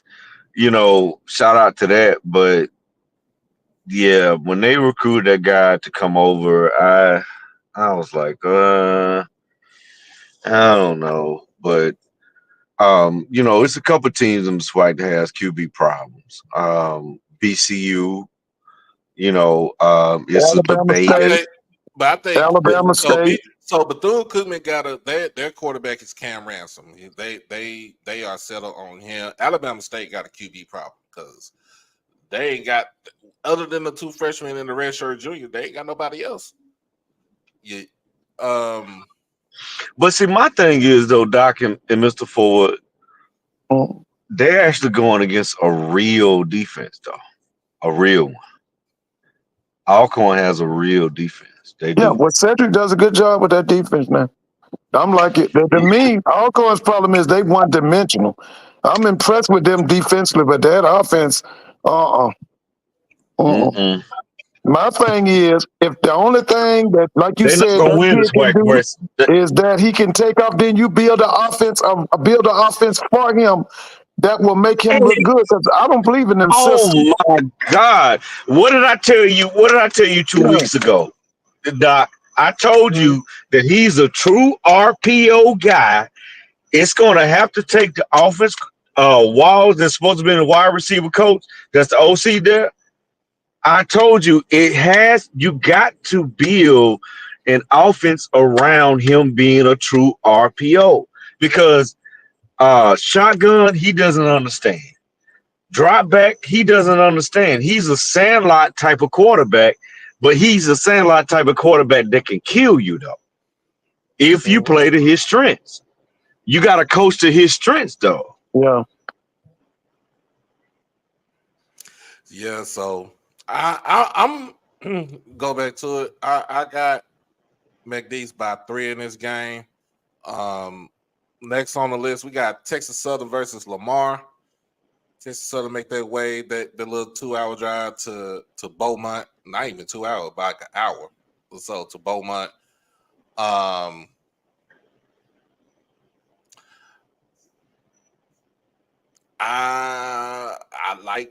like Coach Dishman, what he's doing with Texas Southern, with the Third Ward Tigers, but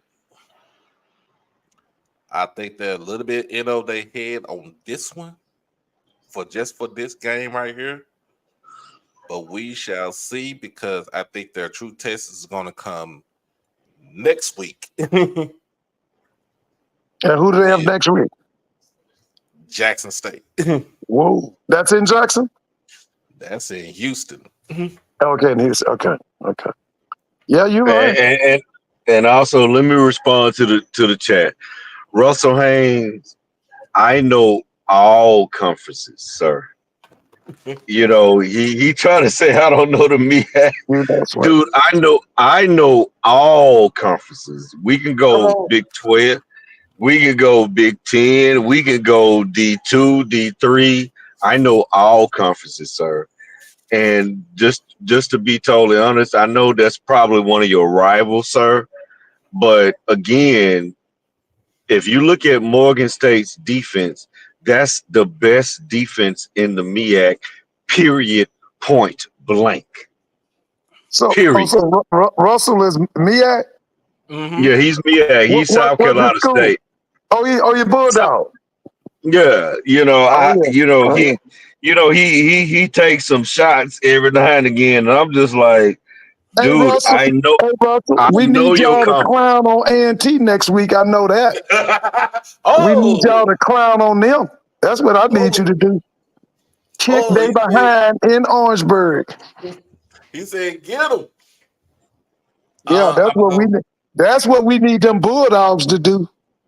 Yeah, I mean, because number one, they have like Doc said, and you said they have Thanos. You know, I wasn't. You know, I was the first person, and Doc could tell you, I was the first person to say that I don't think this year will be their year because of what he had to deal with in that time. But you give Chennis Berry a recruiting class. Oh, he's complete. Oh, he's competing, no doubt about it. You know, but just to let you know, Mr. Haynes, sir, I know all the football.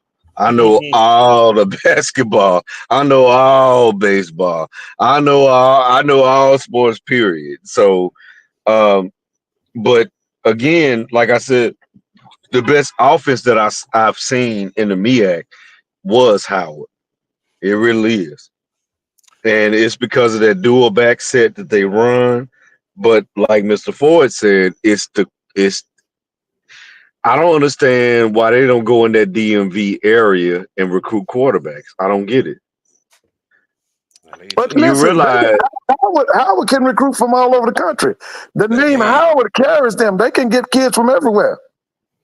They can, but they got a brand that's out of this world. They're going to be the first black college who has an alumnus who is the president of the United States. Right. Yeah, that's going to be monumental there. That's going to be monumental there. I don't care what anybody say, y'all. If she gets in inauguration time, I'm broadcasting that. Yeah. Anybody say? Well, you got to. Well, you have to, because the thing about it is this: she's going to override, and that's what I want people to understand. She's going to override these reparations for the HBCUs. This is not going to go into court with her. She's going to automatically be cutting the money. So you're going to see, the FAMUs, the Tennessee States, the Howards, the Jackson States, the Alcorn. Yeah, they're going to cut she going to immediately cut the check. Immediately. It ain't going to be no, okay, I got to go before Congress to do this, or I got to have this accepted. No, she going to cut the check. Because the beauty of it is she understands the struggle. She understands, and Mr. Ford and Doc, you can in the chat, you can understand where I'm coming from. She knows what it is to stand on a registration line for a week. She know what that's about. Well, she know what that's about. Let me say this: the number one thing that she's got to deal with when she gets into office after she's inaugurated, she's got to deal with that war, because Putin is getting ready to fight NATO. She got to deal with that. She gonna have to deal with that situation over there in the Pacific Rim, because China's telling everybody they ruled the world 5,000 years ago, and it's time for them to rule again, which means that they're ready to fight America. The other thing that she got to deal with is that whole situation over there in the Middle East, which is nothing but a hornet's nest. But the bigger issue is that we getting ready for domestic terrorism once she takes off. So I get what you're saying. Yes, through executive orders, she can send that money straight to those HBCUs. But I'm just telling you, that's going to be on the lower end. The other thing that she has to do is right now, BRICS, those countries, it's Russia, China, Brazil, South Africa, Saudi Arabia. Those people got 85% of all of the oil under them right now. What one of the things that they got to deal with is she's got to use her Indian background to sway them people from India. Because what we don't know, and everybody talks about how nasty India is, India has more billionaires than any other country in Asia. Okay, And so you know what those else are she the has to things deal they with? got to do. She has to deal with those doggone tariffs that Yeah. Trump, he came in and negotiated, but people don't realize, unless you do your research, he negotiated because we used to have 75 cents on the dollar. He came in and negotiated saying, okay, this is power struggle. We just gonna take 35%. 35 pennies on the dollar. We was at 75 for the longest. When you see stuff made in China, made in, that was 75 cents on the dollar. But now it's 35 cents on the dollar. So, a lot of people don't understand, what's really going on. And anytime you can come on a debate and say your partner, they can call you on the phone, it's Kim Jong-un, and then Putin, what does it tell you? What does it tell you? I don't need to deal with them, but we're gonna deal with these football games right here. That's another show for another day. When it come down to it, after election time, because I'm gonna stream the election too, so we gonna get into all. Well, I'm gonna say one before we move on to the football. Jasmine Crockett, 2028. Oh, that's my girl, man. That's my girl. So we got Mississippi Valley going down to Thibodaux, Louisiana, take on Nicholls State. Both teams are 0-3. I'm trying to figure out who's gonna get their first win of the season. It won't be Valley. I hate to say it, my boy Ken, that's what we used to call him. He's gone. He's gone. I don't think he's gone. He gonna be there for at least 2 more years. No, I don't think so. I don't think so. Because it's what he sold them. Because he came from the Clavering of Delta State, and they barely getting 2 or 3 wins a year. That's what I do. I'm gonna say it like this. I think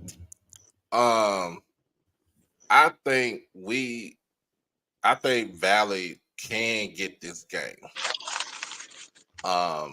He did say that they, on Monday he had some players that was out. He had a player, his tight end that would some eligibility issues. They trying to get that squared away. But that quarterback that started last year, he has eligibility issues. So the fat boy that remind me of Bruce Eugene. Mm-hmm. Yeah, he has some eligibility issues, man. So yeah, I'm gonna go with Valley by 3. It's just a close 3. Or hopefully it's a close 3. If not, I'm not gonna bet on Valley. I hope so. I'm pulling for Valley, man. Because like I said, I like Kendrick Wade, and I respect him. His staff is kind of limited, but I respect that guy, man. He actually wants to win, so, and he wants to do it at Valley. So I want him to win. So I'm gonna rock with you, Valley by 3. I'll take it. Next game on my list, we got Central Arkansas going down to Pine Bluff, take on UAPB. UAPB has the fourth best offense in the conference. Back to reality. You are UAPB. Back to reality tomorrow.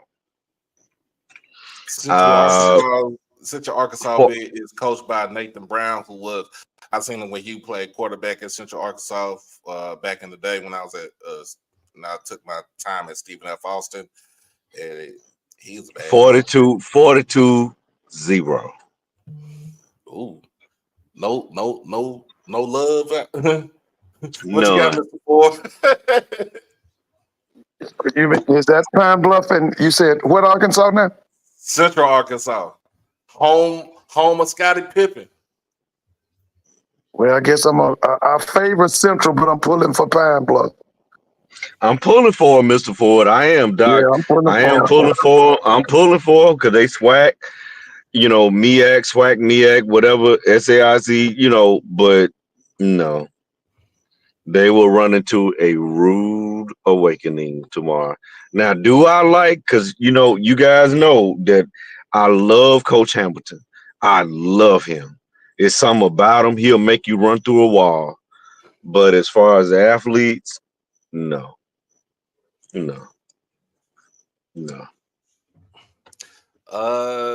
got next on the list, Austin Peay is hosting Alabama A&M. And as Jay White say,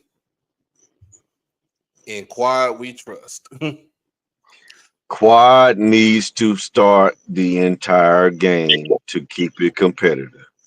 He needs to start the entire game. I'm with my frat brother. Quad we trust. They don't need to do a dual situation like they did last week, which I didn't understand that.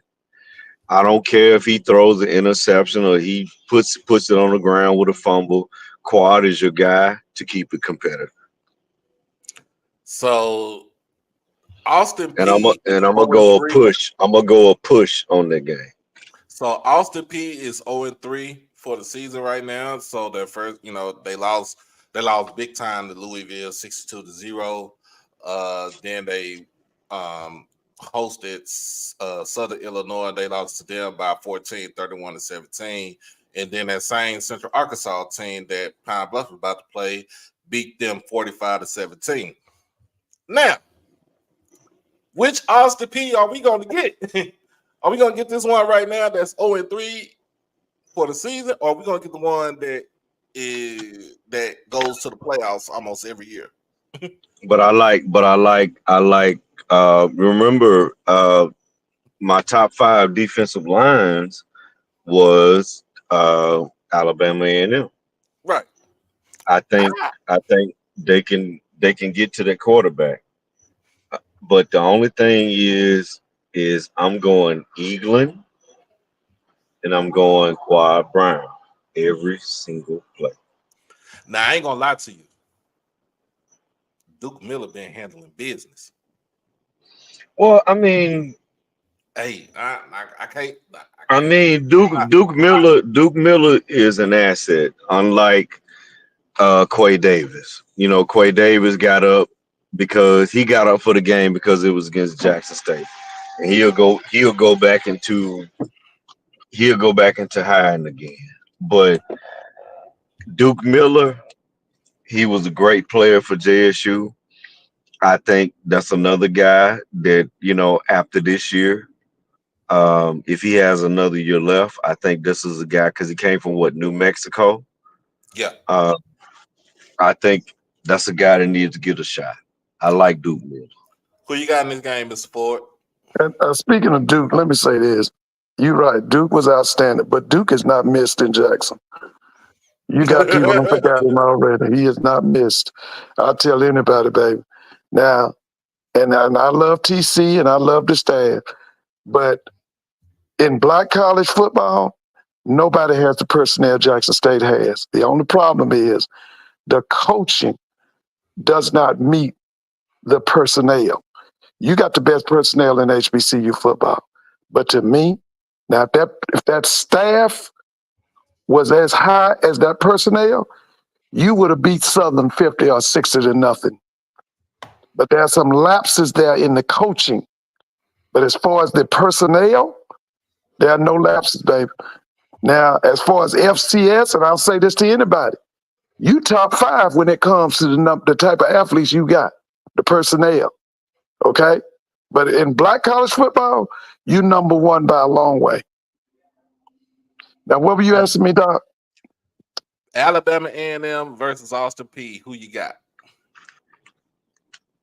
I'm going to go with Austin P. I'm pulling for A&M, but let me tell you why I'm going to go for that. Because Maine and them don't care about out-of-conference games. He done told you that. I knew He you don't care about that. And he knows that. He knows that his job is Alabama State, Jackson State, Tuskegee, them kind of games like that. Southern, he knows that. That and he's so crazy, he said it.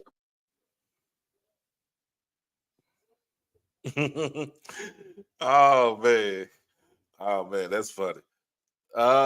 Let's go up against right here. We got your alma mater, one of your alma maters, Clark Atlanta, going down to Bethune, take on the Wildcats.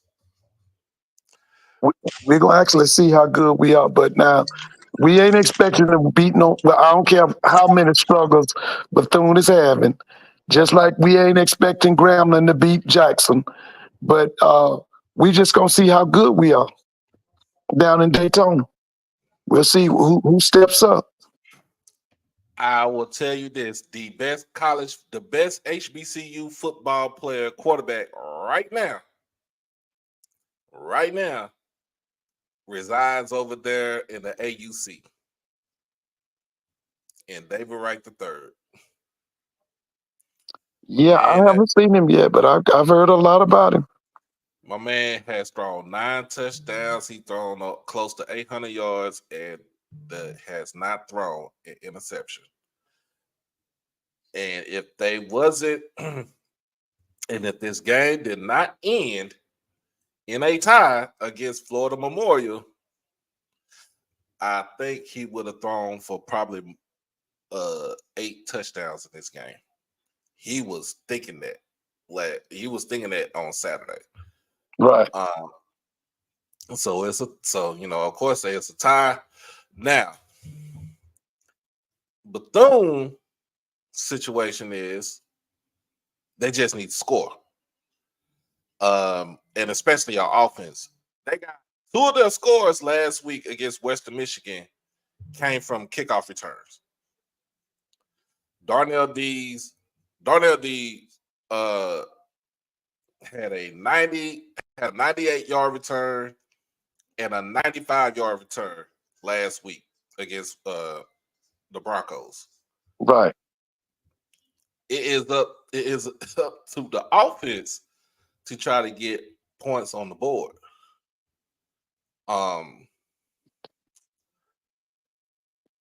Now if Bethune somehow fumbles this game, and this game is going to be on HBCU Go for those that want to know where the game is going to be at 2:00 on HBCU Go. If Bethune fumbled this game, what do we have to say about Coach Woody?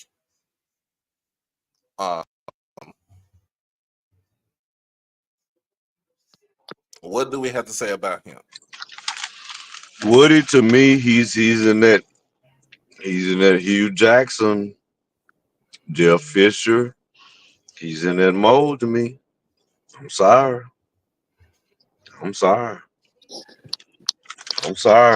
Can they get the players there? Yes, they can. Can they coach them? Hell no.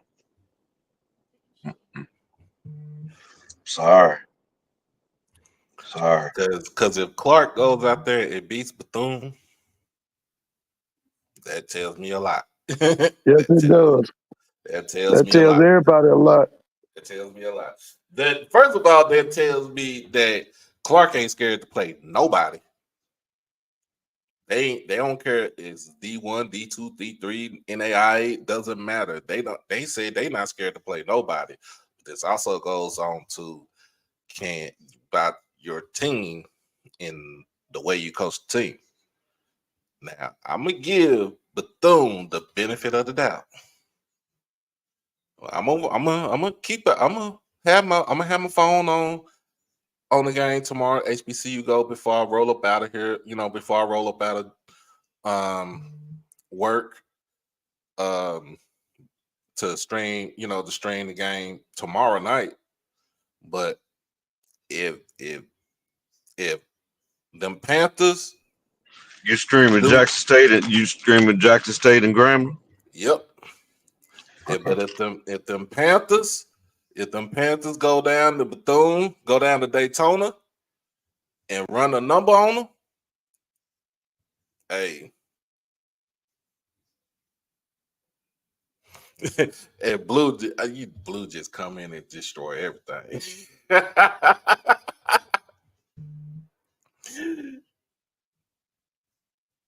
I'm just saying, that just tells me a lot about your program. Tells me a lot about you as a coach. We got Florida A&M and going down to South Alabama to take on Troy, who is 0-3. The spread on this is Troy at 22.5.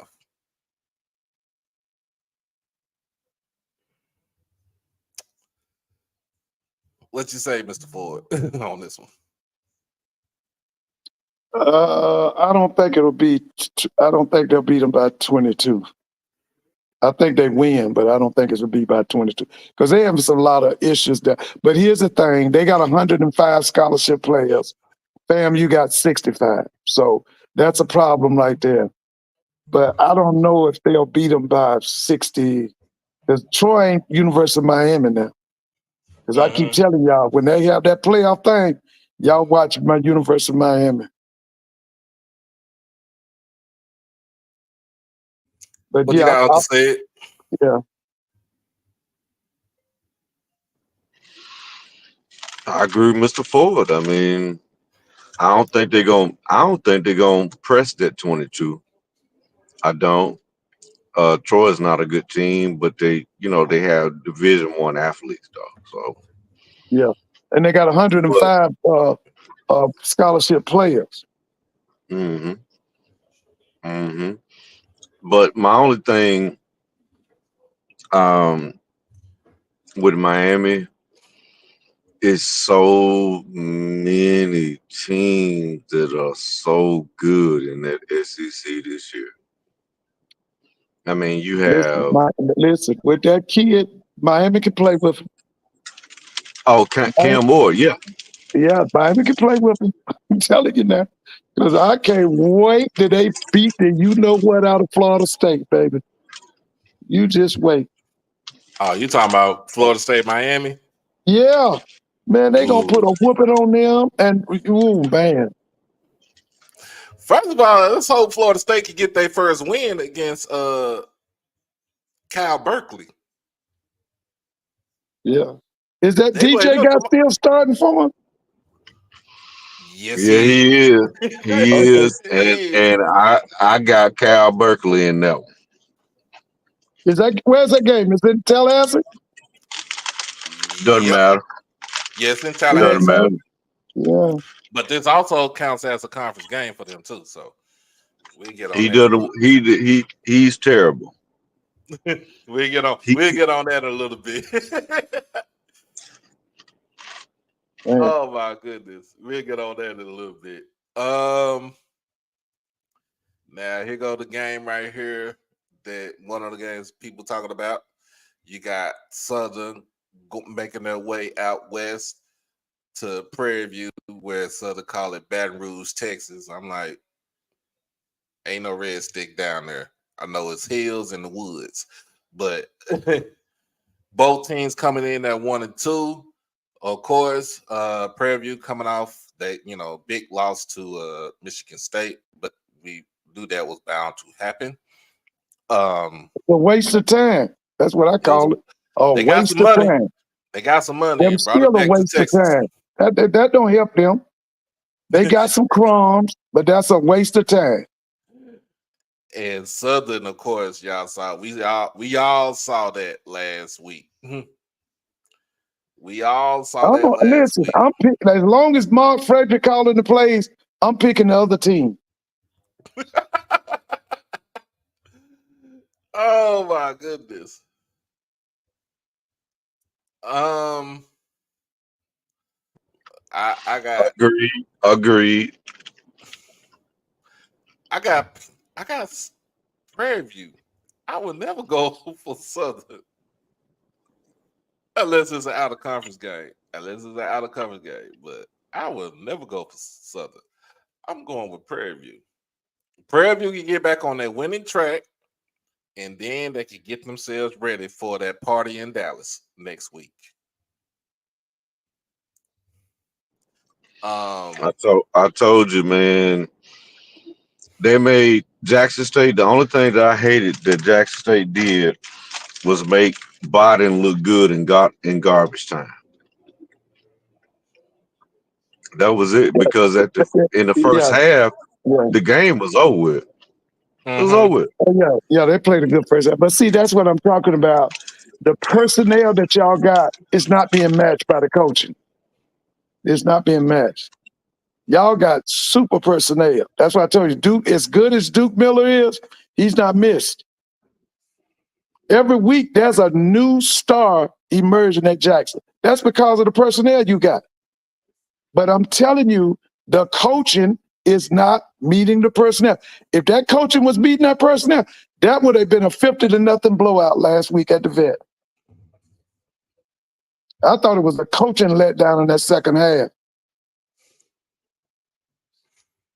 Now, game of the week. Game for tomorrow that I'm streaming tomorrow live at 6 o'clock.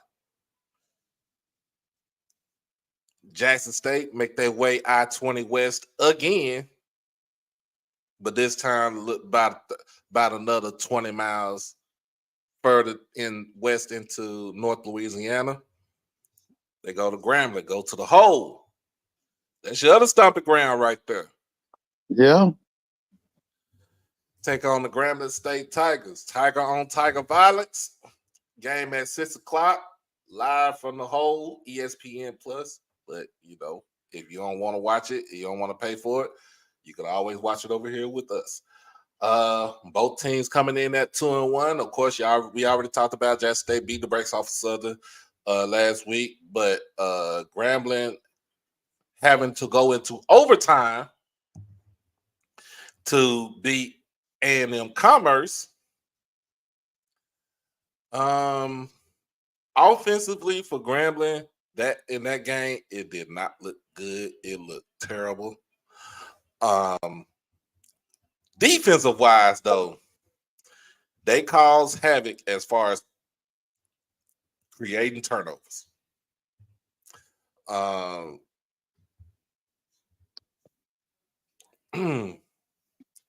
They caused havoc creating turnovers. They got 4 interceptions in this game, 2 fumble recoveries. The issue that I'm looking at, Grambling can't stop a nosebleed when teams run the ball against them. That is their kryptonite. A&M Commerce had 267 yards rushing, almost 5 yards average compared to 117 from Grambling. Also, Miles Carter threw 2 interceptions in this game too. So, time of possession went to A&M Commerce, and the big issue that Coach Joseph keep harping on every call I ask him is the penalties. He is fed up about the penalties on his team, so that means team ain't disciplined. That's a lack of coaching. When you got all kind of penalties like that, that's bad coaching. Well, Just sorry to say this to you, Mr. Ford. I know I had two of my cousins. They went to Grambling. Mr. Rashad, Ken Rashad, I actually had a good conversation with him earlier today. He's a Grambling alum. I'm sorry to say this, but for my Tigers, we have to put Delta ass. So I'm sorry I had to do you like this, Mr. Ford, but I got Jackson State winning this game probably by 14 points. We'll probably give you 21, but we'll score like 35. And if we want to go back and revisit what happened in remember what happened in 2022, where we put 66 on you. What do you think got to be different for Grambling to win this game? Because y'all have not beaten Jackson State in the last 3 years, in the last 3 times that they played each other. I'm hoping if we can stay in the first half, I'm gonna be satisfied. Because we ain't there yet. And we're gonna find out how, just like you talked about Clark going down there to Bethune-Cookman, we're gonna find out about both of them schools. We're gonna find out exactly where Grambling is tomorrow. But I know that we're not there yet. We're not up to the Grambling standard. And I'm just hoping that the people down there be patient with Coach Joseph. Let him get a couple of recruiting classes in there before you put him on the clock. Now, that's what I'm trying to tell people about Terrence Graves down at Southern. They telling him that he's not on the clock. That's a lie. He's on the clock. They just ain't telling him. And the longer he keep dealing with Mark as offense coordinator, the time gonna run out. He gonna lose some central time. But I'm hoping that they will be patient enough with Coach Joseph for at least a couple of years. Let him get 2 recruiting classes in there. We're not on Jackson State's level. I just told you. You got the best personnel in HBCU football. When it comes to FCS, you top 5 or top 10. I think you top 5. The only thing to me is that the coaching does not match the personnel. Uncle Say, what you got? What you got for me? What you got for me? You quiet over there, man. Man, I'm agreeing with everything what you guys saying. I mean, Jackson State, as far as personnel, and I tried to tell them Southern people, last week, I tried to tell them, I was like, as far as athletes, personnel, you can't match up with Jackson State. I mean, it's so many athletes, and like Mr. Ford said, you don't know who's gonna be the star of the week. Right. That's when that's a stacked team. You don't know who's gonna do what.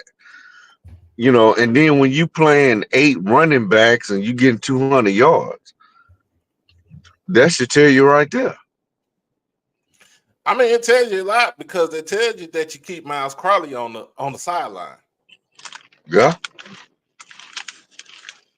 You keep him on the sideline. I mean, he is. And SU's best quarterback got knocked out the game.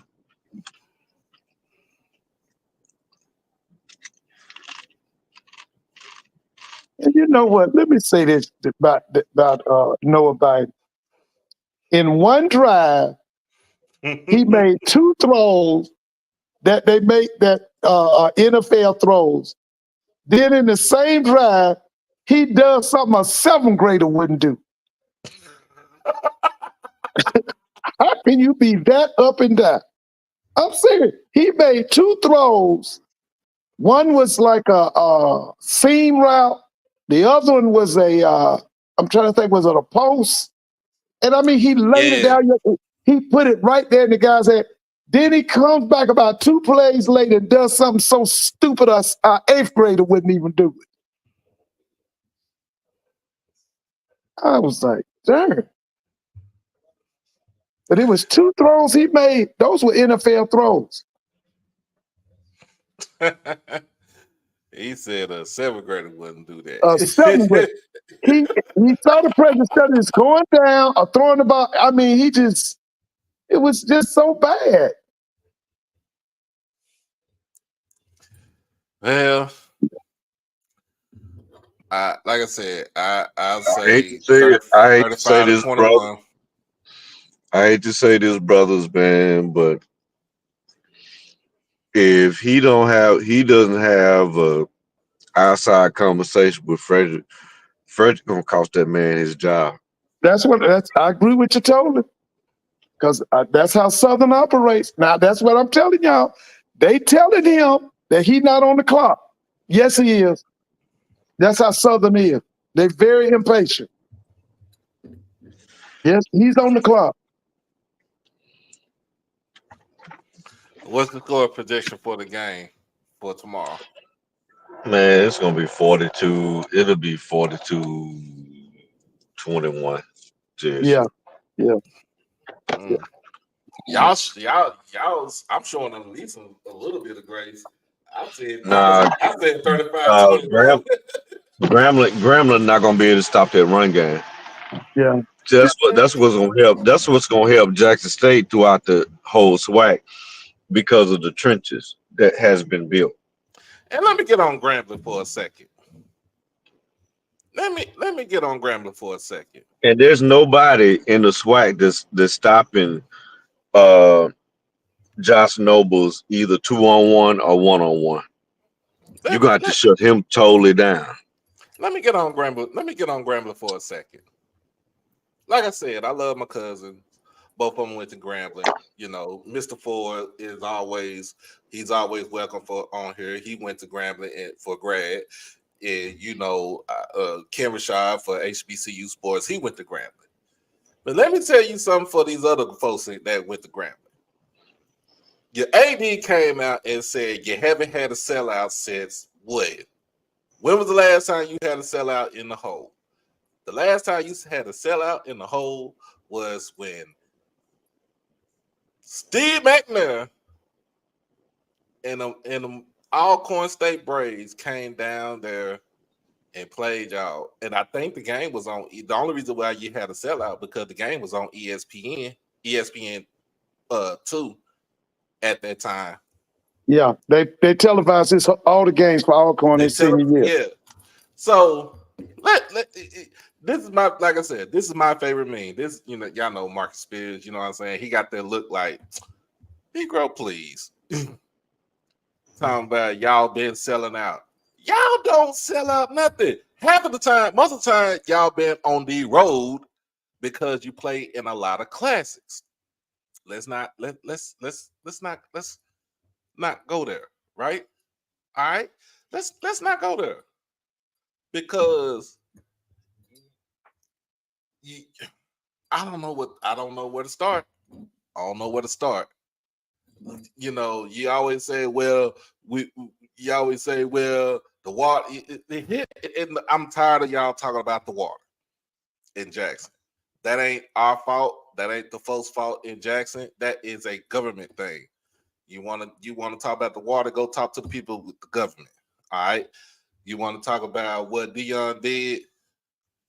I'm gonna be honest with you. The last time Dion did something to y'all, he put 66 on your team. Put up 66 on your team. And then got mad because he said Grambling people weren't showing up because everybody was falling out because it was that damn hot. All right. But what happened the last? But what happened the last time? What happened the last time we went down to the hole? What happened the last time we went to the hole? The last time we went to the hole, didn't we stop them on the goal line stance? Did we stop them on the goal line stand? I think we. Uncle said, did we stop them on the goal line stand? Like, yeah, that was Dion's that spring game. Yeah, that was a spring game with Jalen Jones.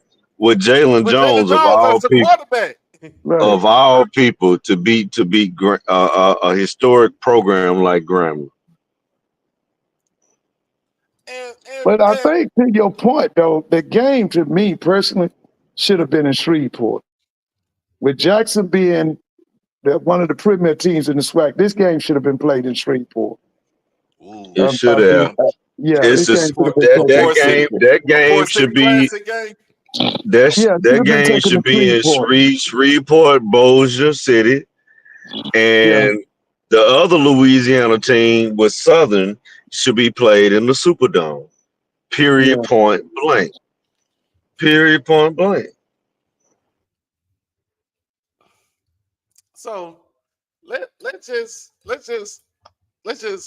hop off y'all bandwagon because y'all have been irrelevant for the last 7 years. Since Devontae Kincaid left, we've been irrelevant. Kincaid, I got issues with him too. Him being here in Dallas. So Kincaid was a dog.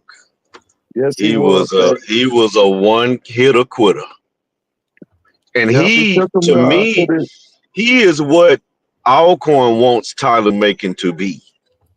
But they just can't get him to be. He can throw the football, though. He can throw it. He can throw it. Yeah, he can throw it. That's true. That's true. But I mean, Grambling has not been relevant since 2017. Of course, you had your run. You went to the Celebration Bowl. You won that thing, right? Yeah. Now I do, but I think the biggest travesty is Sundiata Anderson not making an NFL team for Grambling. He wasn't trained properly because he was that guy. Yeah. If he could get to a team that will develop him, he'll make it. Because I keep telling y'all, and that's my school, but that Hugh Jackson thing, that was the Bronx Zoo. That was the Bronx Zoo. I'm just saying. The support, I was the one that called it. When everybody was saying Grambling this, Grambling that, and Doc, and you know as well, Mr. Ford, to my credit, I always said, if Hugh Jackson's on the sideline, you're not gonna get anything done. Yeah. And Grambling, stop. Because I know that guy. I know him. He is not a coach. He ruins careers. Look at that Raiders team that he went 8-8. He went 8-8. Was undefeated in his division, but lost to everybody else outside the division. What about that Cleveland Browns team? Oh, I mean, Baker Mayfield, he tried to ruin his career. Yeah. He almost did. I'm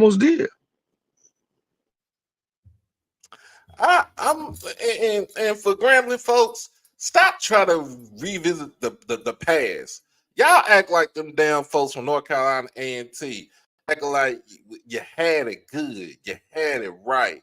But guess what? You went to that all milly willy white conference and ain't did shit since.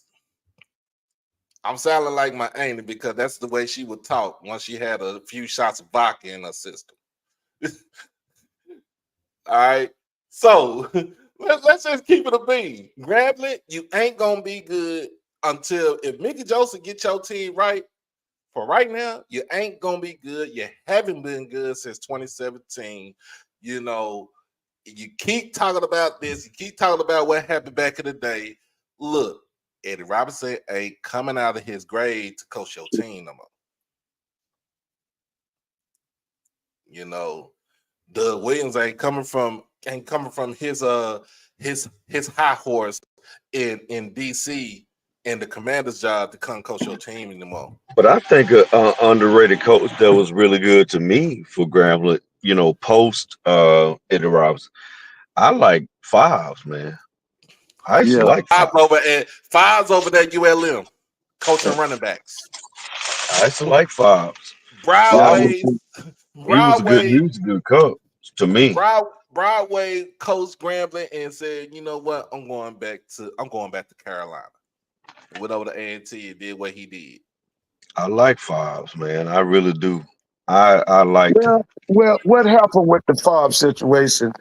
Grambling was trying to copycat Jackson because Jackson brought in Deion Sanders, and they called themselves getting a media star in Hugh Jackson, and he was a dud. He wasn't a He was hero. a He was super a zero. Yeah, dud. He was a super dud. I mean, he was just and you got to think the guys that he be in interviews I always used to talk about. He coached. They can't stand him. yeah. Carson Palmer, um, Baker Mayfield, everybody that he's coached, they hate him. And that's not by happenstance. It's just not. That's not by happenstance. That should tell you something. Like he is just, he's not. Now, when you listen to him, you would think that you talking to Newt Rockney reincarnated, Yeah. but it just never equated to the field. Never. I Listen, mean, but he coached two of the worst Bayou Classics I've ever seen in my life. The Oh, first one he last year he beat should have. the, Last the, season the he should first have one won it. too. The first He one he should have beat him won for both three of them. quarters and then lost it. And then the second one, I knew he was gone. Because one thing they ain't gonna have at Grambling, you ain't gonna blow that Bayou Classic. They ain't gonna do that. They ain't gonna do that. And they gave him 2 years to do it, and then it was time for him to go. Well, one thing they're gonna have, they can hold this L as always. Like here, hold this L. And then another thing y'all gonna see, and we're gonna roll up, we're gonna talk about some FBS football a little bit, and then we're gonna roll up out of here. Is you're gonna have this big ass bass drum. They're gonna drag that bitch around the damn field on the field show with this big ass bass drum with the band. So yeah. At the end of the day, Grambling, your ass on the clock. You on the clock. Oh man, I had to do that. I had to do that. But we got, like we talked about with Florida State taking on Cal Berkeley. In this game is in Tallahassee, and like I told Coach Cozy, hey, to be honest with you, your team is the best team in Tallahassee and not the team that you used to play for.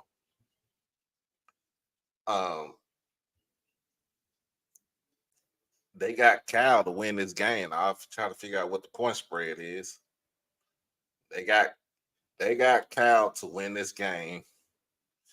Well, the point spread got Florida State 2.5, but I'm gonna say Cal win this game tomorrow. Miami's going to beat the brakes off of South Florida. Since SMU is in, Listen, it'll be all right for a half. They'll play tough for a half. South Florida play tough for a half. I agree. SMU is in the ACC, so this is from what I'm hearing the last battle of the Iron Skillet between SMU and TCU. This game is over here in Dallas. They gonna end that series? That's dumb. That's dumb. Wait a minute, aren't they in Fort Worth? So TCU in Fort Worth, SMU over in Dallas in University Park. And they gonna end that? From what I'm hearing, for a couple of years until whoever decides to renew it. That's dumb. That's dumb.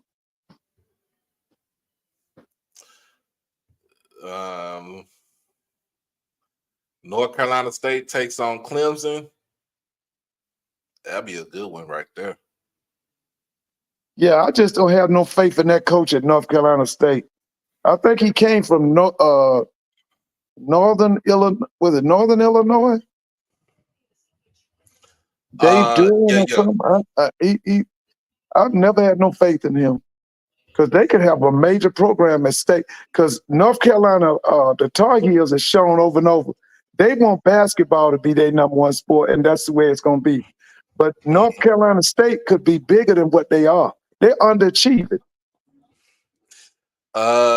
So over in the Big 12, tomorrow night is Colorado's homecoming, and they take on Baylor. Baylor hasn't played Colorado in Boulder since Colorado was in the Big 12 last. That was in 2012 or something like that. What's that guy's name? Miranda? What's his name? Dave Aranda. Okay, he loses to Dion tomorrow. His job, he might as well pack his bags too. Yeah, he needs to pack his bags. If he loses to Dion, he pack his bags. Pack his bags. Baylor has money. Yeah. Ain't no sense in listen, they want to get back to them Art Brow days. They want to get back to the Art Brow days. Yep. And Colorado 2-1. Of course, they won their game last week against Colorado State. Their schedule don't get in the looks of it. Their schedule don't get any better though. I think they'll end up being like Colorado, like 3-1, 4-1, and then once they get into the meat of the schedule, Prime will probably win by four, maybe 5 games. And all he got, but see, here's the thing: all he got left is conference games. Every game he got left on the schedule is conference. They'll beat Cincinnati, they'll beat USF. Teams like that, but the rest of the stuff like Utah, Kansas State, you can write that in the book. I don't know because right now. You said they're gonna beat South Florida? No, Central Florida. They play Central You think Florida. they're gonna beat Central Florida? Central Florida is undefeated. Listen, that Jefferson kid gonna beat Colorado by himself. Well, yeah. Oh, I forgot they got KJ Jefferson. Yeah, he gonna beat them by himself. But they don't play no defense. They sure don't. They don't play no against a bad Colorado State team, they just featured a running back last week, but I doubt if they go back to him tomorrow. Listen, if Dave Aranda loses to Colorado, go get the moving van. There's a lot of great coaches on the hot seat this year. And I think, and to be totally honest, I think Prime is one of them. You know what? I wouldn't be surprised if Prime get replaced before the season is out. If they continue to lose, I wouldn't be surprised they move him up. Because they got a zoo going in Jackson too. And Paul Feinbaum them is making sure the whole country and the world knows it too. They doing some stupid stuff out there in Boulder, really. And everything he says doesn't make any sense. Here's a top 25 matchup right here in the Big 12. Number 12, Utah is on the road at Stillwater, Oklahoma State. Number 14, Oklahoma State. Both teams are undefeated. Cam Rising, he has that number. I thought you were going to say that the matchup of the week in the Big 10 is USC Michigan. Now, that's going to be a great game. Oh, I ain't got to the Big 10 yet. No, this is Big 12. Cam Rising not playing. Cam Rising's out for another year, for the year. But Utah, they have depth. They do. They got a good program. What's that coach's name? They got a good program. Kyle Whittingham.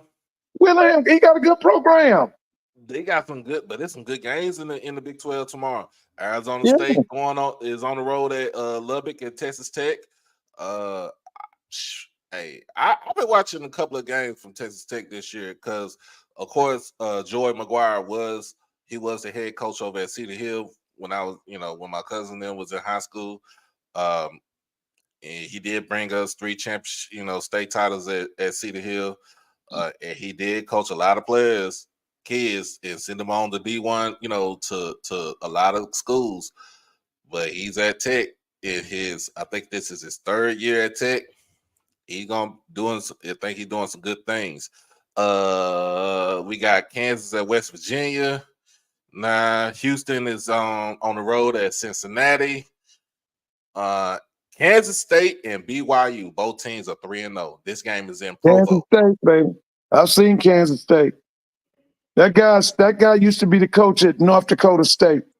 Oh yeah, he knows what he's doing. Dang, what's his name? Is it Killings or Killing? What is his name? Is it Chris Killings or something? Well, as in Blue on here. I thought Blue was. Where is Blue at? Blue, what's the coach's name at Kansas State? He was at North Dakota State. But this is going to be a good game. This is a late night game too, 9:30 p.m. on ESPN. Coming from Provo. I like what Dylan Edwards that was at Colorado. Yeah. Oh, he's showing me something now. Listen, man, Kansas State will beat BYU. They're going to bring a physicality that they ain't ready for. Yeah, they're going to bring a physicality to them. They ain't ready for that. No. But what Kansas State, to me, they play like them old John McKay teams at Southern Cal. Them big offensive linemen, they moving them, and they running the sweeps, running misdirections. That's what they doing. Ooh, I like that. So let's go to that Big Ten. The Big Ten. Illinois and Nebraska right now. It's tied up. 24-all. Wait a minute, what channel? I didn't even know that was on. I was looking at Syracuse. It's on Fox. That's on Fox? Fox, okay. Yep. Yeah, I done missed the game. Dang. Let's see what it got 7 minutes left. Oh, yeah. Okay. I see it. How many minutes left? 7 minutes. Okay, yeah. Michigan State, Boston College. That might be a good one. Iowa and Minnesota. That's a rivalry game right there. Northwestern versus Washington. That game is in Seattle.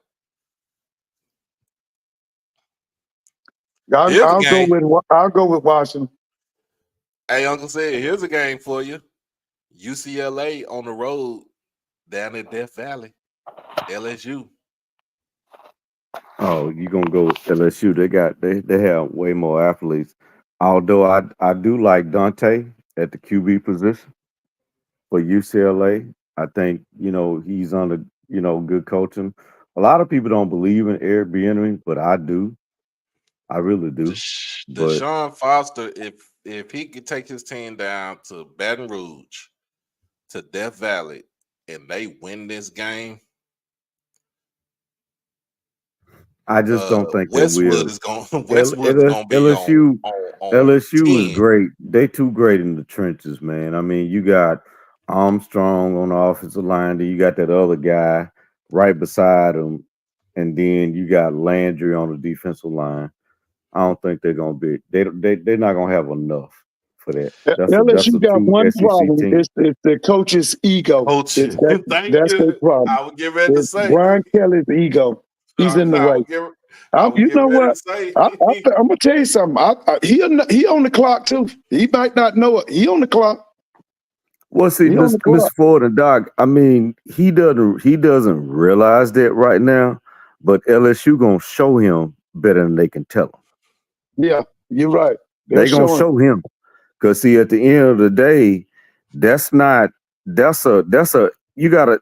You know how you have like Jackson State, Southern, Grambling, schools like that. LSU is a SEC blue blood. You don't play with them like that.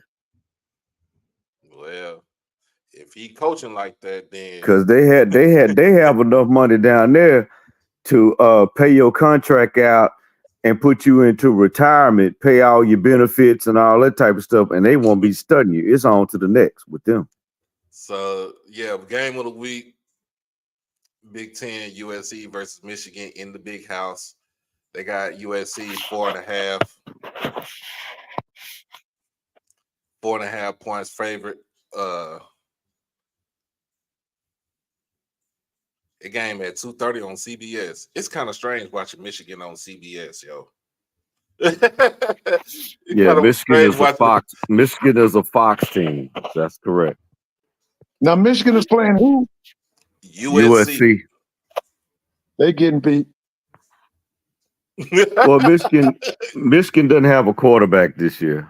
They don't. Southern Cal got a defense coordinator.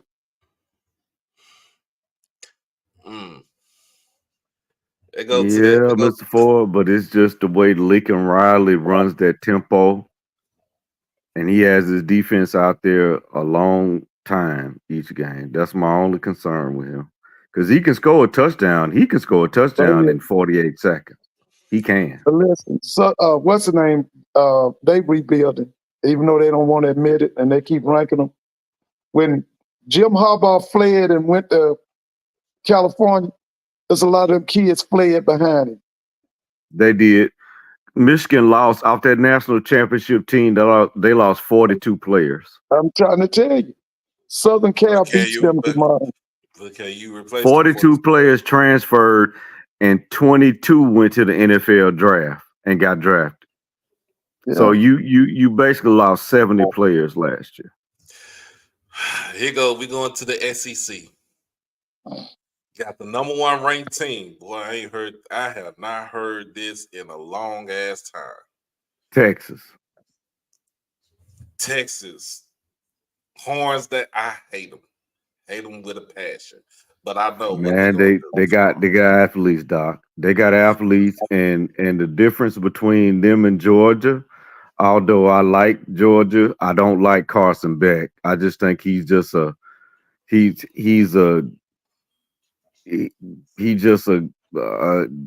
guy in their system. I guess you could say he's a game manager, I guess. But as far as QBs, wide receivers, running backs, Texas that deal. Sarkisian he's the guy. Yeah. Yeah. Georgia's problem is that offense coordinator. They gave that guy that job. He ain't never won nowhere. Bobo is not the one. Who, Mike Bobo?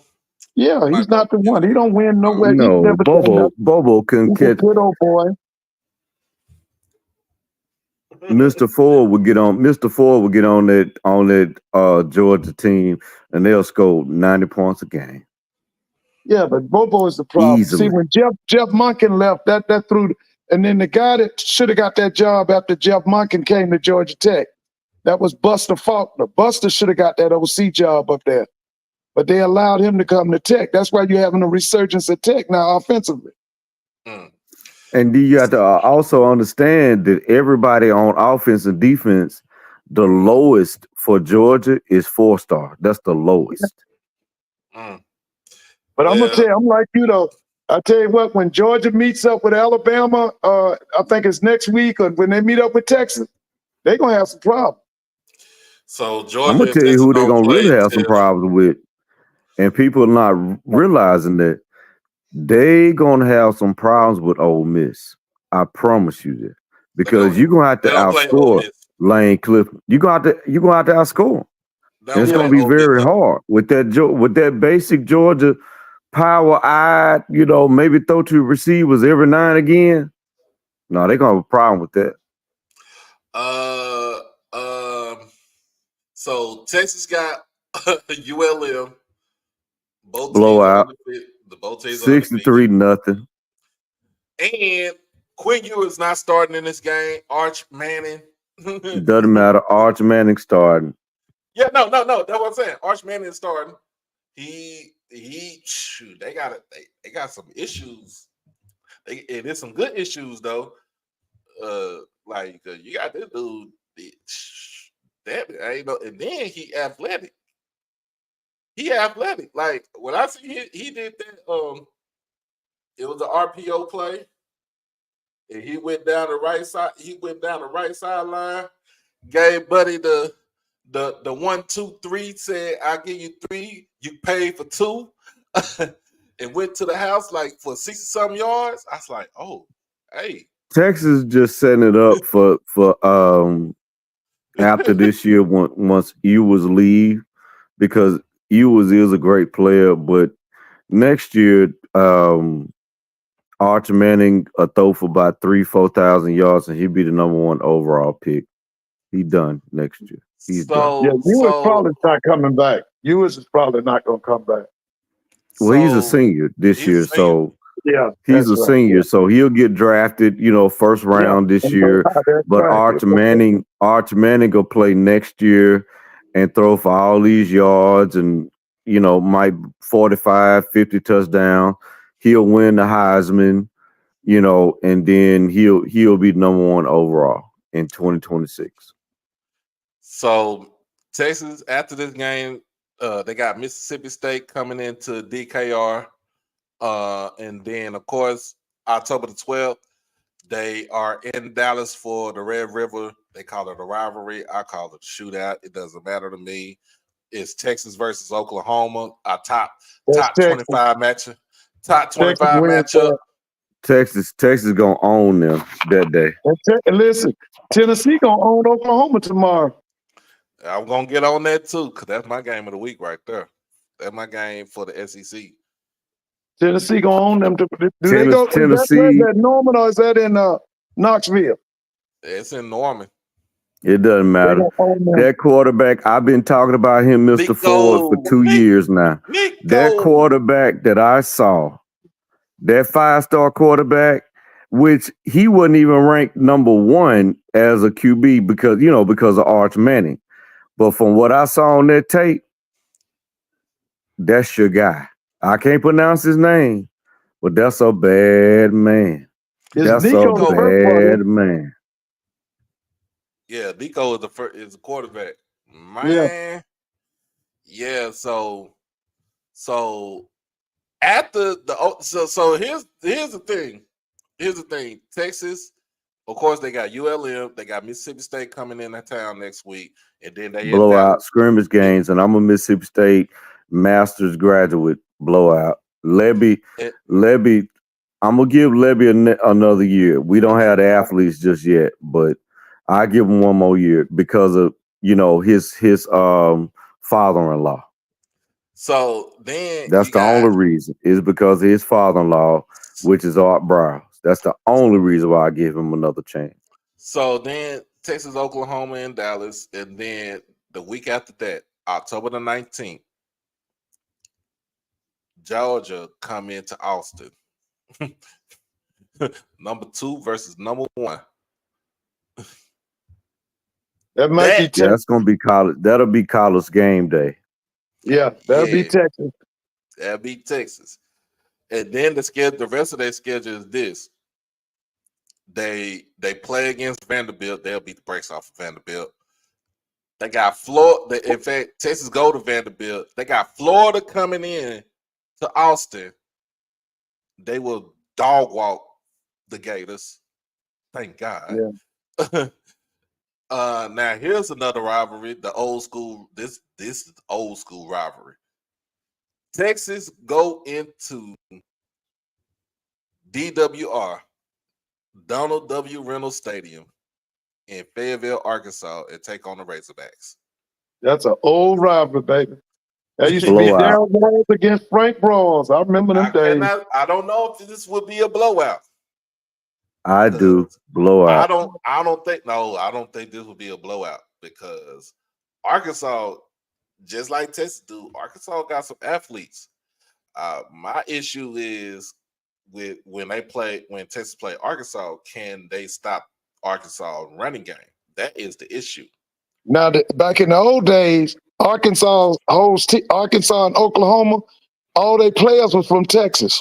Mm-hmm. That's why them games were so big, because it was homeboys against homeboys. Then after the Arkansas game, they got Kentucky coming into Texas, and then the final game of the season, they done brought the rivalry back. And there's gonna be a barn burner, baby. Texas versus Texas A&M. A&M getting better every game. They getting better. That guy know what he's doing. Mike Elko.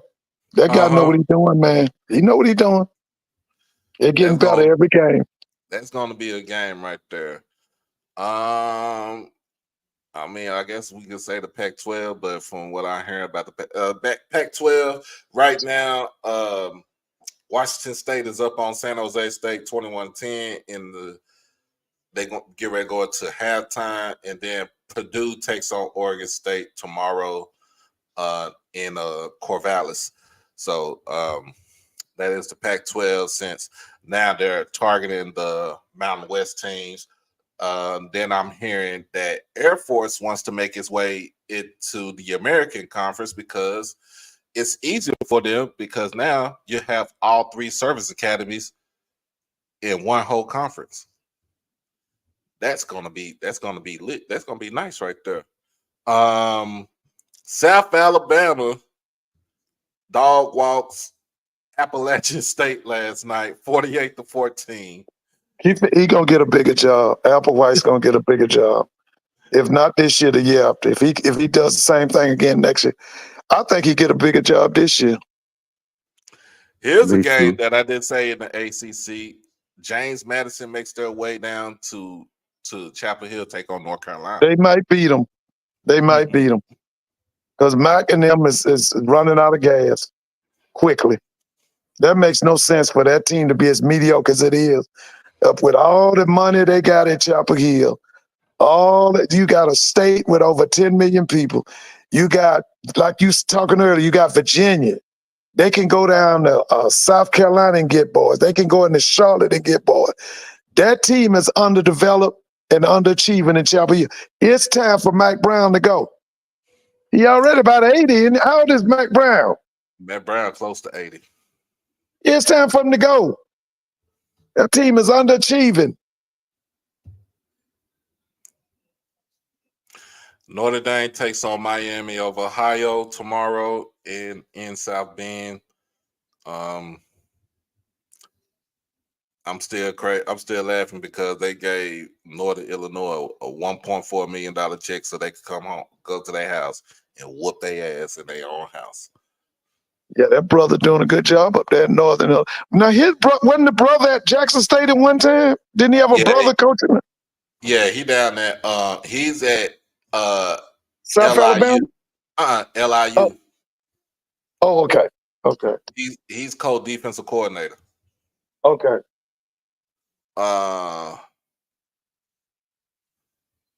And not too many good games in the Mountain West, so not to worry about it, except for ain't too many games. And the Conference USA, they just need to dissolve that. I don't care too much about it. But other than that, we gonna be back on this thing tomorrow.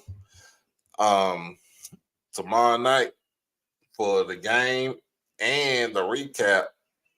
So you ready for it, Mr. Ford? Yeah. Oh yeah. I told you I'm gonna start off with you said Clark and Bethune-Cookman. They on TV. Mm-hmm. Okay, then I gotta find that Hampton Howard game, and then my night game is Jackson State and Grambling. Agreed. Everything you said. Agreed. Yeah. That's a good one. That's a good slate of games right there. Great that's lineup. my game. That's my game. Knowing me, and somebody gonna stream that Howard Hampton game. That's what I'm saying. I'm gonna be man. I think that's gonna be a good game, man. But I'm telling you, man, I'm with Hampton.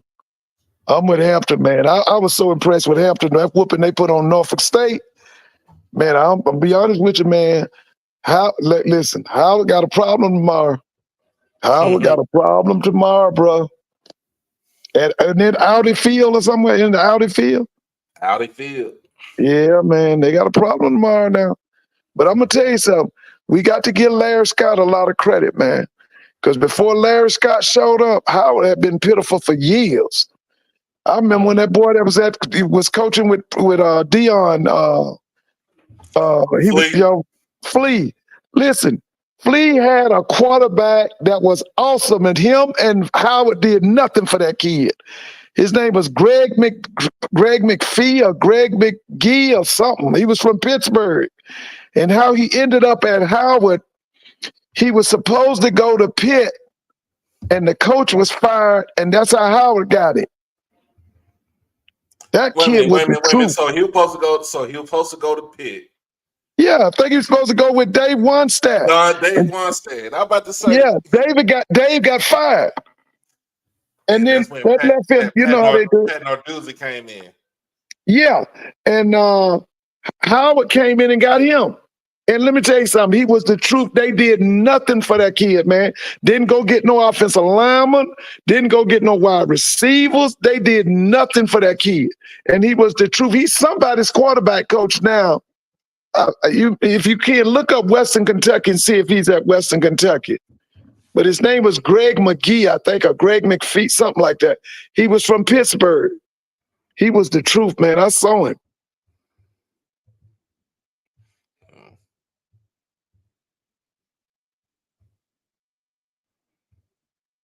I agree. I definitely agree. I just hate when we get them kids like that, man, and we don't develop them kids. When we get them big time kids like that, then we don't develop them. That's my pet peeve. Because one of my favorite DBs that I had seen in a long time was that Carter kid from SU last year from Southern. Oh, Carter could do everything. You can line him up in a slot. You can line him up at safety, free or strong. Slot corner on the island. He was just that. He was that guy. But I don't know, man.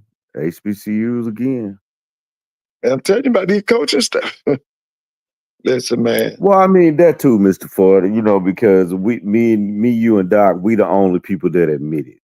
You see what I'm saying? Yeah. You know, it's not about trying to talk down on anybody. It's not about that. It's about facts over fandom. You know, it's just, we got a lot of last year at Jackson State with Maurice Harris. I mean, I don't know what that was about last year. Well, he tried to make somebody fit into a system instead of creating a system that, like you said earlier, would showcase the kid. At no time did that offense fit that kid y'all had started. That offense didn't fit him. Mr. Ford, now me, you, and Doc was last week. Remember, we was talking about the top offense coordinators in the country, right? What do they all have in common with the QB? Don't they fit? Don't they switch their system up just to fit the kid? Right. You pick out. Usually, we used to allow the kid to pick out the best plays for them. That's what we would do. Or we would look at what was the plus. What was the plus? You know, we do the plus side. The plays that he did the best on, those are the plays we called. Well, but Mr. they wanted that kid to be. They tried to make that kid. What was that kid's name last year? Which one? The guy who started the season for y'all last year, Jackson. What was his name? Jason Brown. Why would you have Jason Brown in an RPO? There's no way. That's what I'm saying. He was no way. He was Jason was a drop back guy. Yeah, he was a drop back pocket passer.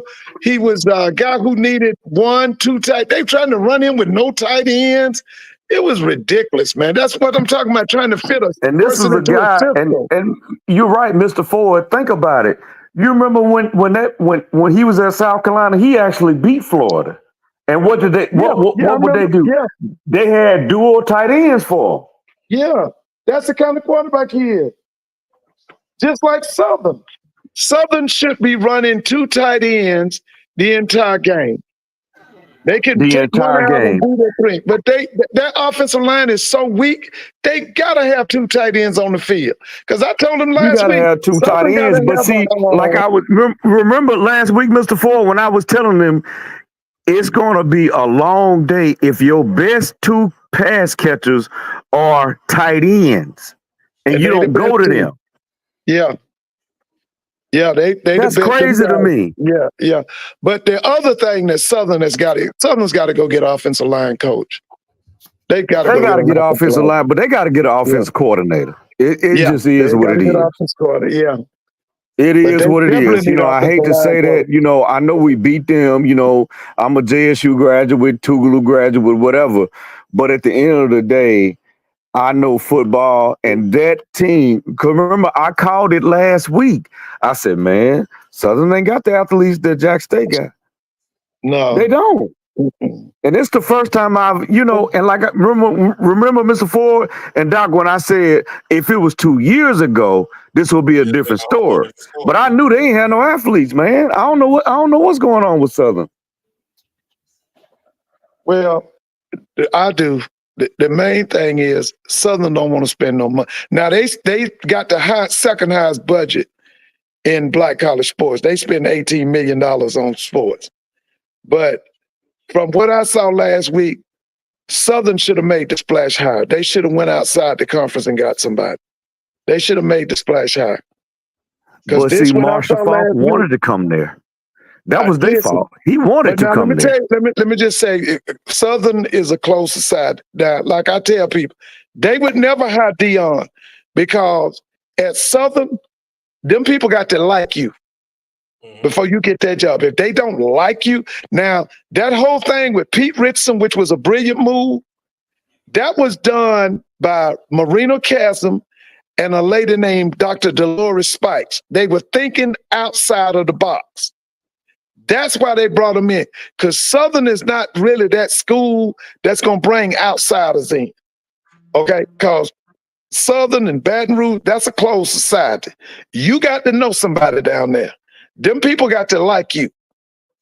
And in this particular instance, after watch, I was happy when Terrence got the job, don't get me wrong, and I'm still happy for him, but I still say, Terrence got to make some hard decisions. He's been in coaching for over 30 plus years, but that wasn't the guy though. It just wasn't.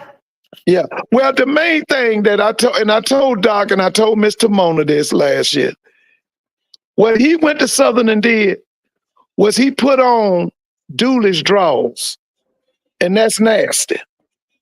Okay, he should have went out and got his own offensive coordinator and should have went out and got his own defense coordinator. Okay? He put on somebody else's underwear. The sad part about it is he has two great offensive coordinators on his staff right now. On his staff. And the one that knows the least about offense coordinator is the one he tabbed as his OC.